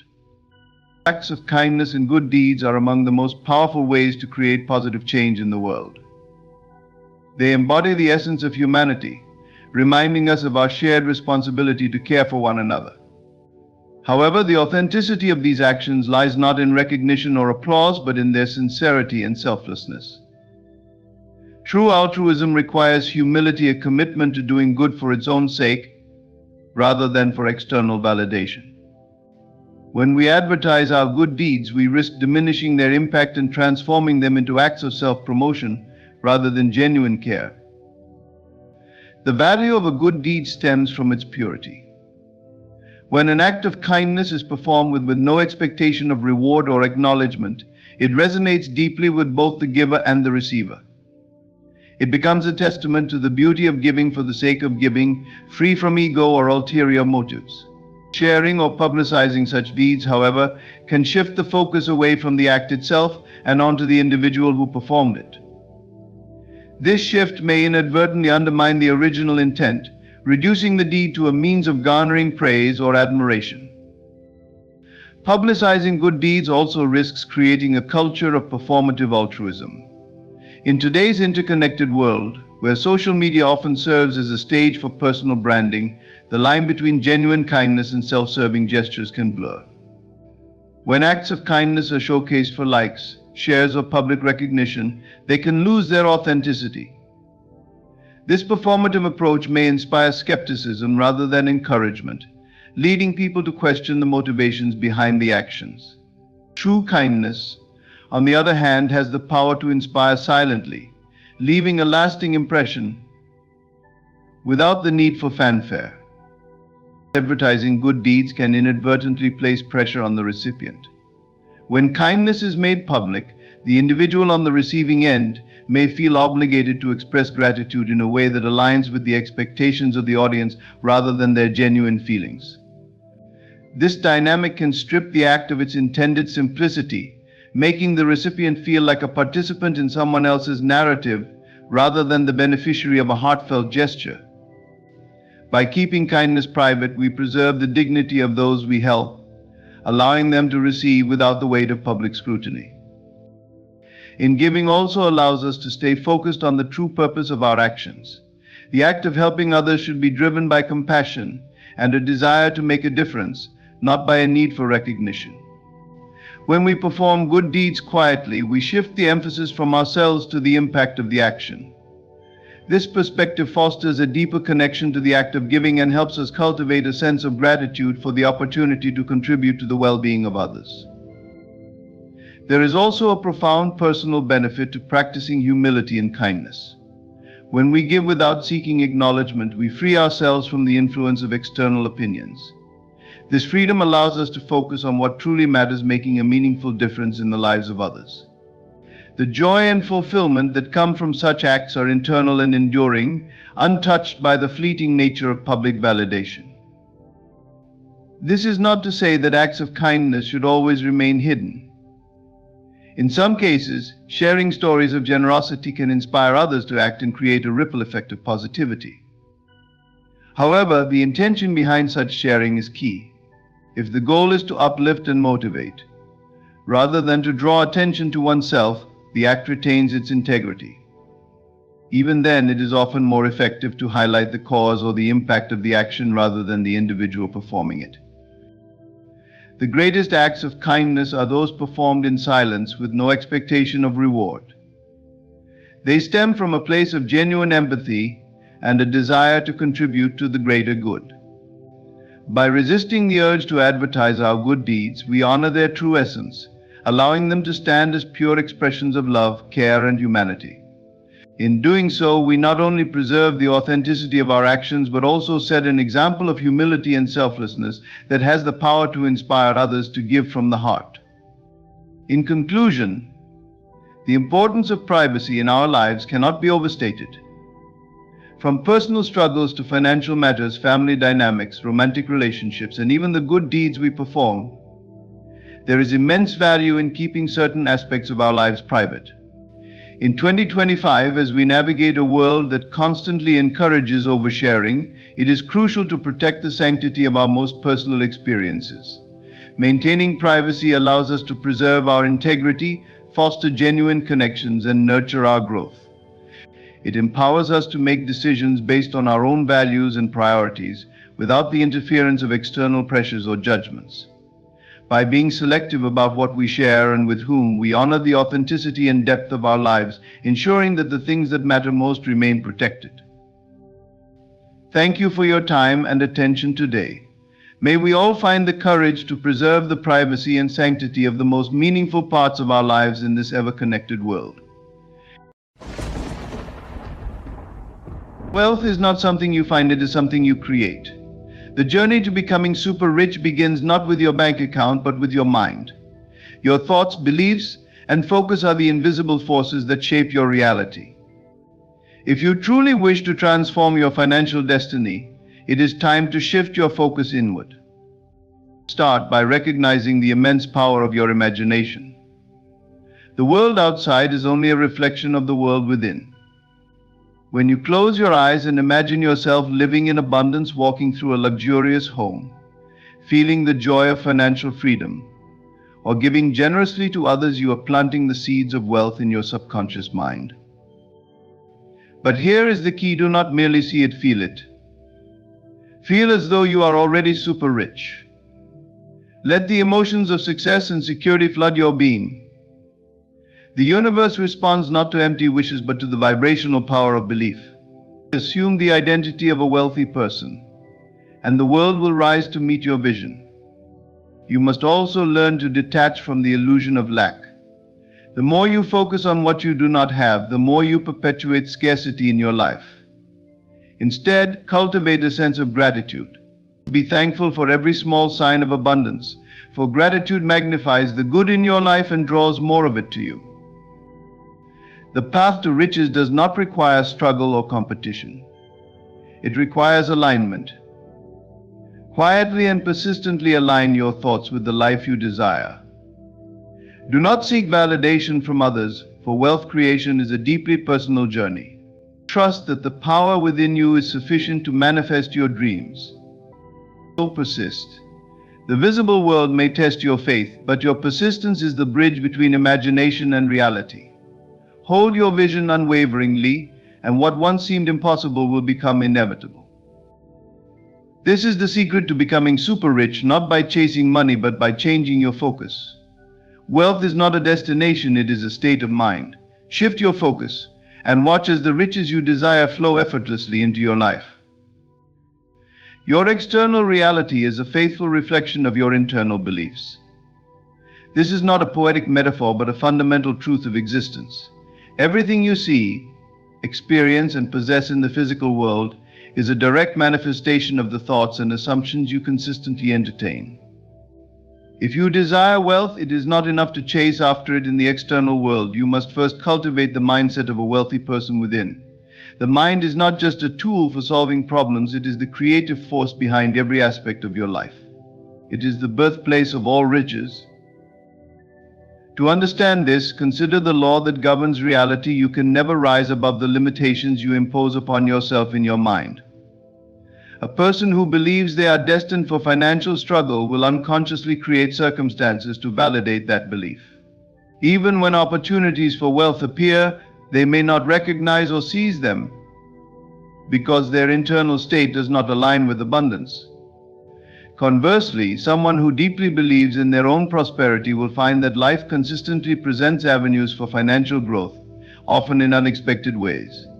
The difference lies not in external conditions, but in the inner conviction. Assuming the mindset of a wealthy person is not about arrogance or superficial posturing. It is about shifting your perception of yourself to align with the reality you wish to experience. This shift begins with self-awareness. Pay attention to the thoughts you habitually think about money. Do you see wealth as something attainable or something reserved for others? Do you associate money with freedom and possibility, or with stress and limitation? These beliefs shape your reality more than any external factor. Once you identify limiting beliefs, the work of transformation begins. Replace thoughts of lack with thoughts of abundance. This is not wishful thinking, it is the conscious reprogramming of your subconscious mind. Speak to yourself as though you are already wealthy. Use affirmations such as, I am abundant, money flows to me effortlessly, and I am a magnet for prosperity. The repetition of these affirmations, especially when coupled with genuine emotion, begins to override old patterns of scarcity and replaces them with the vibration of wealth. But belief alone is not enough. To truly assume the mindset of a wealthy person, you must feel as though you already possess the wealth you desire. This feeling is the secret ingredient that activates the creative power of your mind. Visualize yourself living the life of abundance. See yourself in a beautiful home, traveling to places you've always dreamed of, or providing generously for others. Feel the emotions of joy, gratitude, and freedom as though these experiences are already yours. This alignment between thought and feeling creates a magnetic force that draws opportunities and resources into your life. This process requires patience and persistence. The world around you may not immediately reflect your internal transformation. In fact, it may even seem to resist it. But do not be discouraged. The mind, like a seed, needs time to grow and bear fruit. Trust in the process. Keep your focus on the life you are creating within, and do not allow temporary appearances to shake your belief. Remember, reality is not fixed, it is fluid, constantly responding to the dominant vibration you project. Another key to assuming the mindset of a wealthy person is to detach from the outcome. This does not mean you abandon your desires, but rather that you release the fear and desperation often tied to them. Desperation repels what you seek, while confidence and certainty attract it. Trust that the wealth you desire is already on its way, and live with the calm assurance that it will arrive at the perfect time. Surround yourself with influences that reinforce your new mindset. Read books, listen to speakers, and associate with people who embody the principles of abundance. The environment you immerse yourself in has a powerful impact on your thoughts and beliefs. Choose influences that uplift and inspire you to think expansively. Wealth begins in the mind because the mind is the source of all creation. When you assume the mindset of a wealthy person, thinking, feeling, and acting as though abundance is already yours, you unlock the unlimited potential within you. Your external world will then rearrange itself to match this new internal reality. Wealth is not something you pursue, it is something you attract by becoming its embodiment. Imagination holds a power so profound that it can reshape your reality and unlock a life of abundance. It is not a passive daydreaming or idle musing, but an active, deliberate act of creation. When you engage your imagination with focus and intent, you begin to design the blueprint for the life you wish to live. What you repeatedly see and feel in your mind becomes the foundation upon which your external experiences are built. This truth is the cornerstone of manifesting wealth, success, and fulfillment. Everything that exists in the physical world first began as a thought in someone's mind. Every invention, every skyscraper, every work of art was once an idea, a vision held and nurtured until it became reality. Your imagination is the same creative faculty.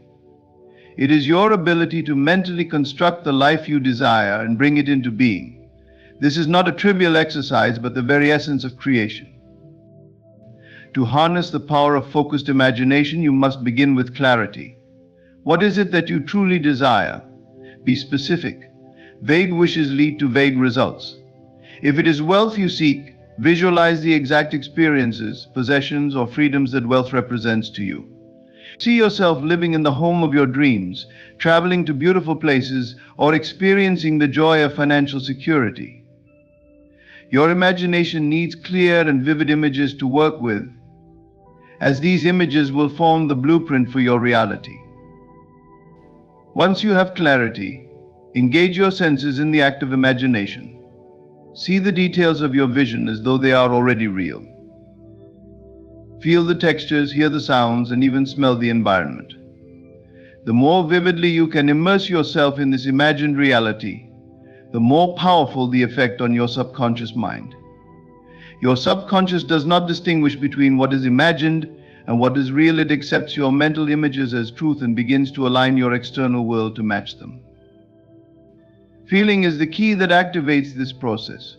It is not enough to simply see your desires in your mind, you must feel the emotions associated with their fulfillment. Feel the joy, gratitude, and excitement as though you are already living the life you desire. These emotions elevate your vibration and align you with the frequency of abundance. The universe responds not to empty wishes but to the energy of conviction and belief. When you feel as though your desires are already yours, you send a powerful signal that draws them to you. Consistency is essential. The power of focused imagination lies in repetition. It is not a one-time act but a daily practice. Each time you engage in this mental rehearsal, you reinforce the blueprint of abundance within your subconscious mind. Over time, this repeated focus creates a momentum that begins to influence your thoughts, actions, and circumstances. Opportunities that align with your vision will start to appear, and you will find yourself drawn to decisions and actions that support its realization. Doubt and distraction are the enemies of focused imagination. The world around you may present conditions that seem to contradict your vision, but you must remain steadfast. Imagination requires faith or belief in the unseen. Resist the temptation to dwell on negative thoughts or to focus on what is lacking. These distractions only dilute your creative power and keep you tethered to your current reality. Instead, return again and again to the vision in your mind, trusting that it is already taking shape. The act of imagining abundance is not about escaping reality but transforming it. It is about recognizing that you are the author of your story and the pen is in your hands. Through focused imagination, you rewrite the script of your life. You shift your attention away from limitations and direct it toward possibilities. This shift in focus is the key to unlocking the abundance that has always been within your reach. Imagination, when wielded with focus and intention, becomes the most powerful tool for manifesting wealth and success. It allows you to step into the reality of your desires before they appear in the physical world. By repeatedly seeing and feeling your vision as true, you create a magnetic force that draws it into existence. The power of imagination lies not in wishful thinking, but in its ability to transform your inner world, which is the foundation of all external change. Through imagination, you unlock the door to a life of limitless abundance. At its core is not merely the absence of wealth or material possessions, it is a state of mind rooted in the illusion of lack. This illusion is perpetuated by the constant focus on what is missing in one's life, whether it is money, opportunities, or resources. When you dwell on lack, you magnify it in your experience. The more you focus on what you do not have, the more you create circumstances that reinforce that perception. To break free from this cycle, you must detach from the illusion of lack and shift your focus to gratitude and the certainty of abundance. This shift is transformative, not just for your external circumstances, but for the very essence of how you experience life. The illusion of lack arises because of the tendency to measure one's worth or potential against external conditions. If your bank account is low, you might believe you are poor. If opportunity seems scarce, you might think you are unlucky. These judgments, however, are based on temporary appearances and not the deeper truth of your existence. The reality is that abundance is always present, waiting for you to align with it. What you focus on grows, and when your attention is fixed on lack, you inadvertently amplify it. The first step to detaching from the illusion of lack is to shift your focus to gratitude. Gratitude is a powerful force that alters your perspective and energy. When you focus on what you already have, no matter how small, you begin to see the world through a lens of abundance. Gratitude opens your eyes to the wealth that already surrounds you, whether it is the roof over your head, the food on your table, or the relationships in your life. These moments of appreciation are not trivial, they are the foundation upon which greater abundance is built. Gratitude also shifts your vibration. Instead of emitting the energy of lack, you radiate the energy of fulfillment and contentment. This shift is magnetic, it draws more things into your life to be grateful for. The universe responds to the frequency you project, and when you operate from a place of gratitude, you invite prosperity and opportunities that align with your positive outlook. This is not mere wishful thinking, but a practical application of the law of attraction. which states that like attracts like. Another vital step in detaching from the illusion of lack is cultivating the certainty of abundance. This means adopting the belief that abundance is your natural state and that it is already yours, even if it is not yet visible in your external reality. Certainty is a powerful energy that overrides doubt and fear. It allows you to trust in the unfolding of your desires without succumbing to anxiety or impatience. When you hold the certainty of abundance, you act and think as though you are already prosperous, which aligns you with the very conditions you seek to create. Certainty is strengthened through visualization and affirmation. See yourself living the life of abundance you desire. Imagine the freedom, joy, and security that come with it.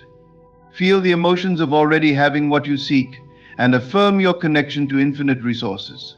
Statements like "I am abundant, wealth flows to me effortlessly," and "I am always provided for" are not just words, they are declarations that reprogram your subconscious mind and align your energy with abundance.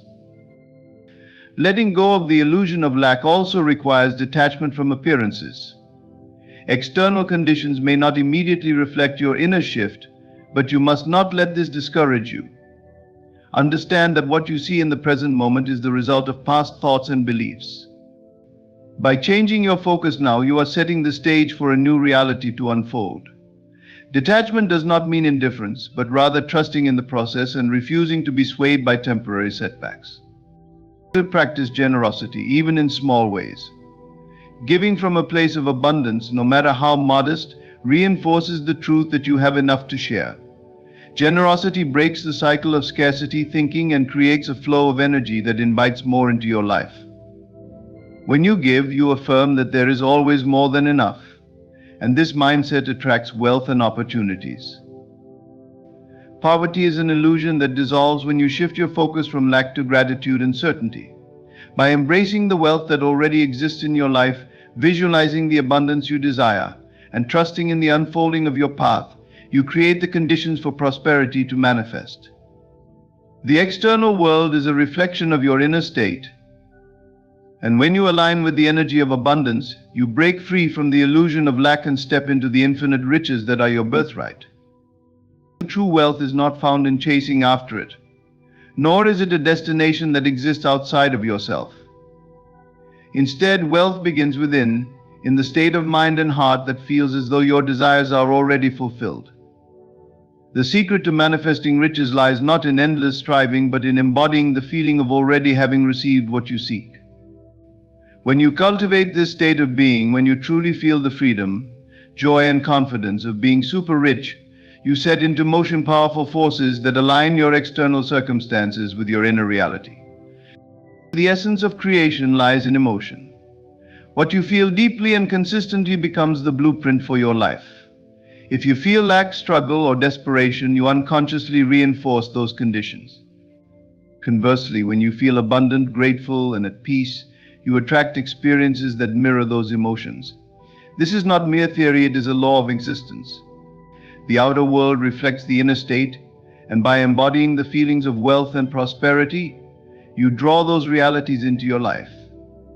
To feel as though wealth is already yours, you must first cultivate clarity about what wealth means to you. It is not just a number in your bank account, but an experience, a way of living, and a sense of freedom.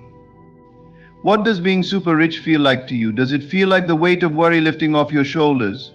Does it feel like waking up each morning with excitement and purpose? Perhaps it feels like the freedom to travel, to give generously, or to pursue your passions without limitation. Take time to define this feeling in vivid detail, for it is the foundation of your manifestation. Once you have a clear understanding of what wealth feels like, immerse yourself in that feeling as often as possible. Close your eyes and visualize yourself living your desired life. See yourself in your dream home, traveling to breathtaking destinations, or enjoying the freedom to spend your time as you choose. But more importantly, feel the emotions that come with these experiences. Feel the confidence of financial security, the joy of unlimited possibilities, and the peace that comes from knowing you are always provided for. These feelings are the essence of wealth, and by embodying them now, you align yourself with their physical manifestation. It is crucial to understand that this practice is not about pretending or fooling yourself. It is about stepping into the truth of your creative power. When you feel as though you already have what you desire, you are not denying your current reality, you are acknowledging a deeper reality, the reality of your potential and your ability to shape your life through focused intention and emotion. This process also requires releasing any resistance or doubt.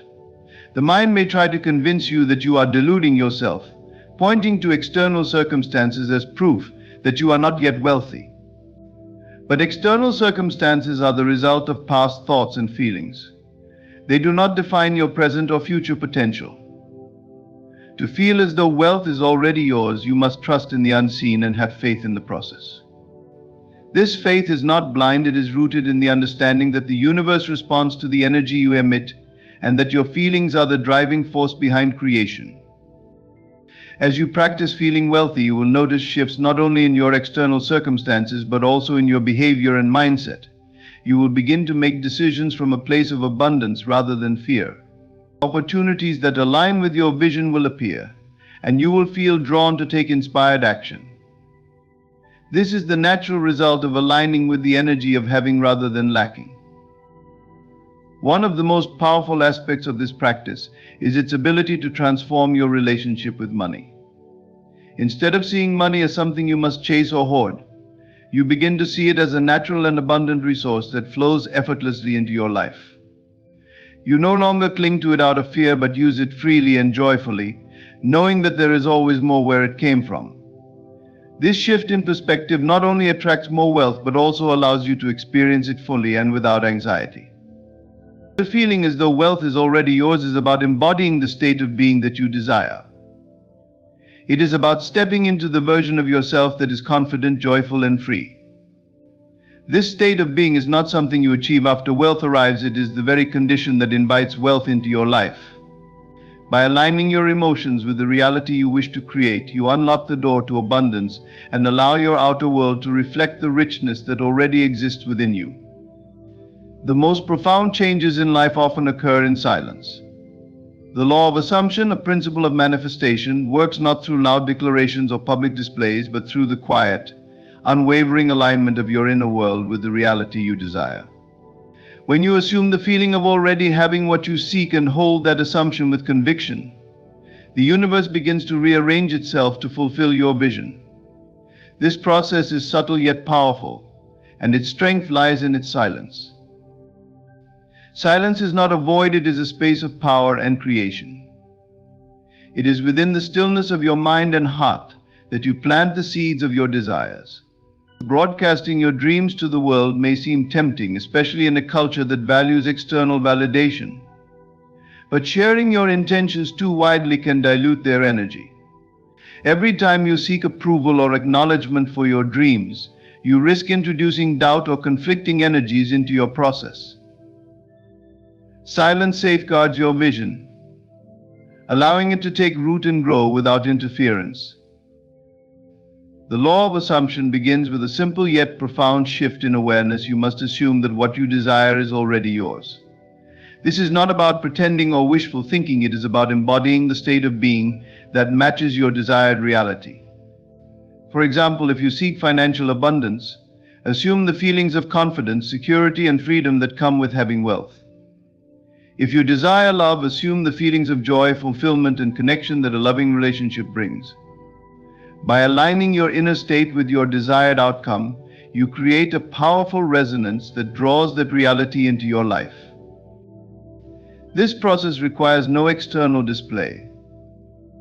The work is internal, and it unfolds in the quiet moments when you close your eyes and imagine, when you affirm your belief in the unseen, and when you choose to feel as though your dreams have already come true.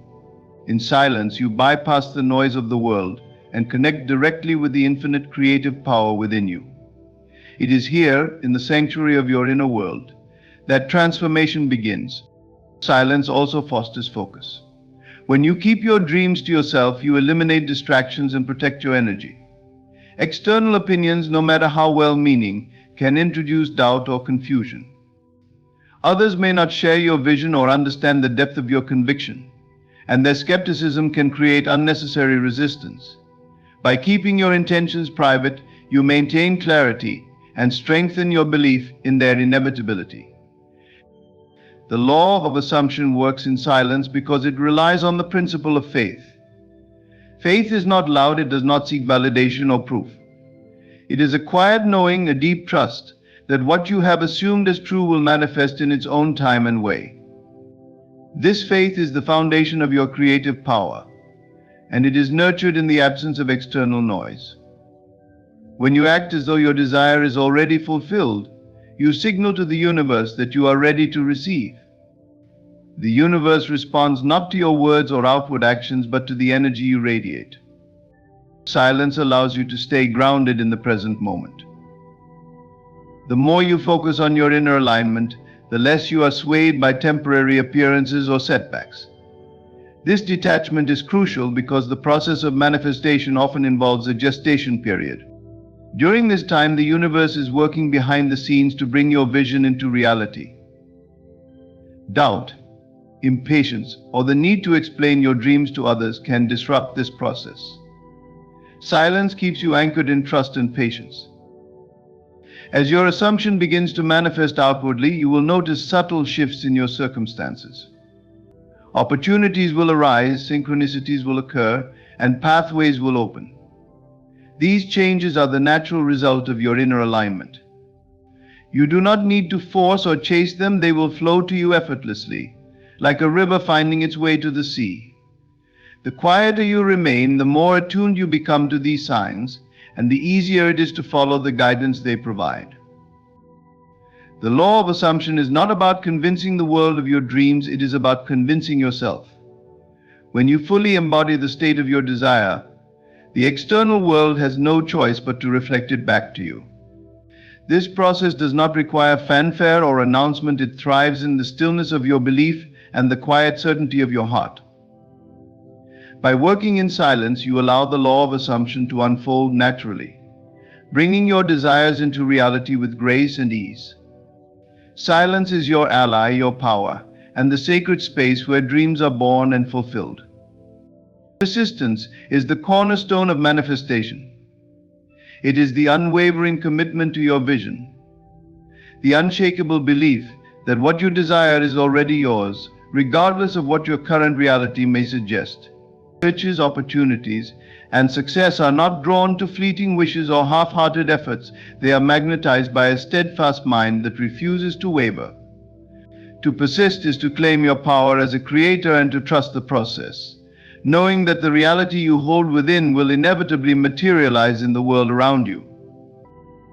Manifestation is not a linear journey, it often unfolds in ways that challenge your patience and test your faith. There will be moments when your external circumstances appear to contradict your vision, when doubts creep in, or when progress seems invisible.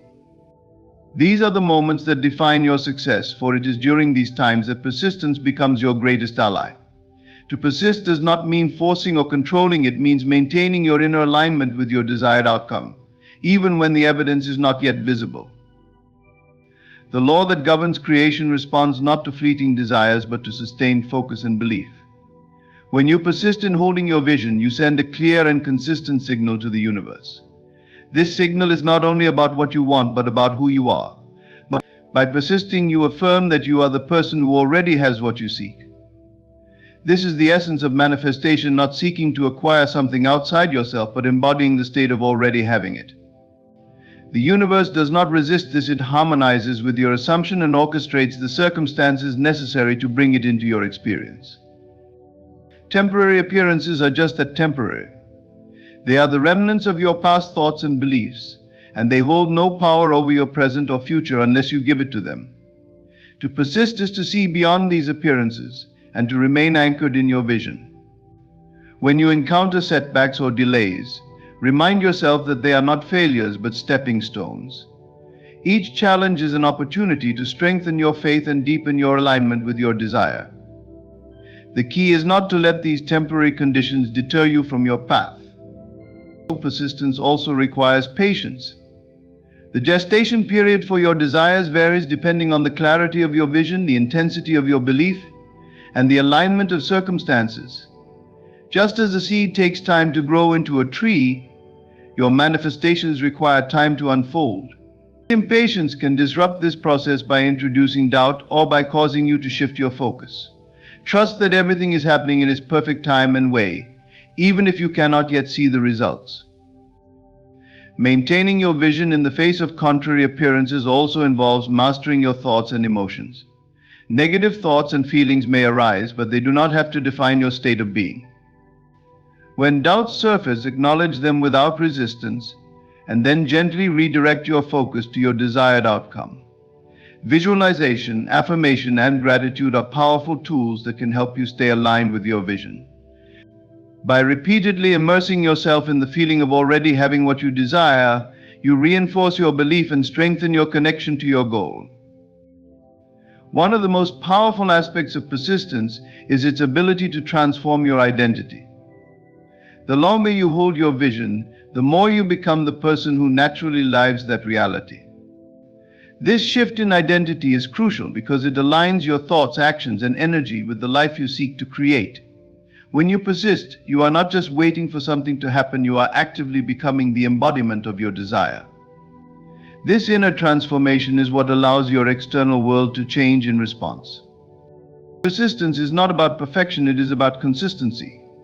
You do not need to hold your vision flawlessly or never experience doubt.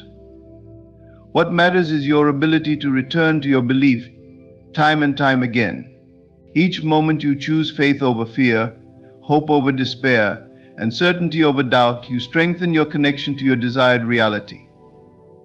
Over time, this consistent focus creates momentum, and the energy of your belief becomes irresistible. As you persist, you will begin to notice shifts in your external world. Opportunities will arise, synchronicities will occur, and pathways will open.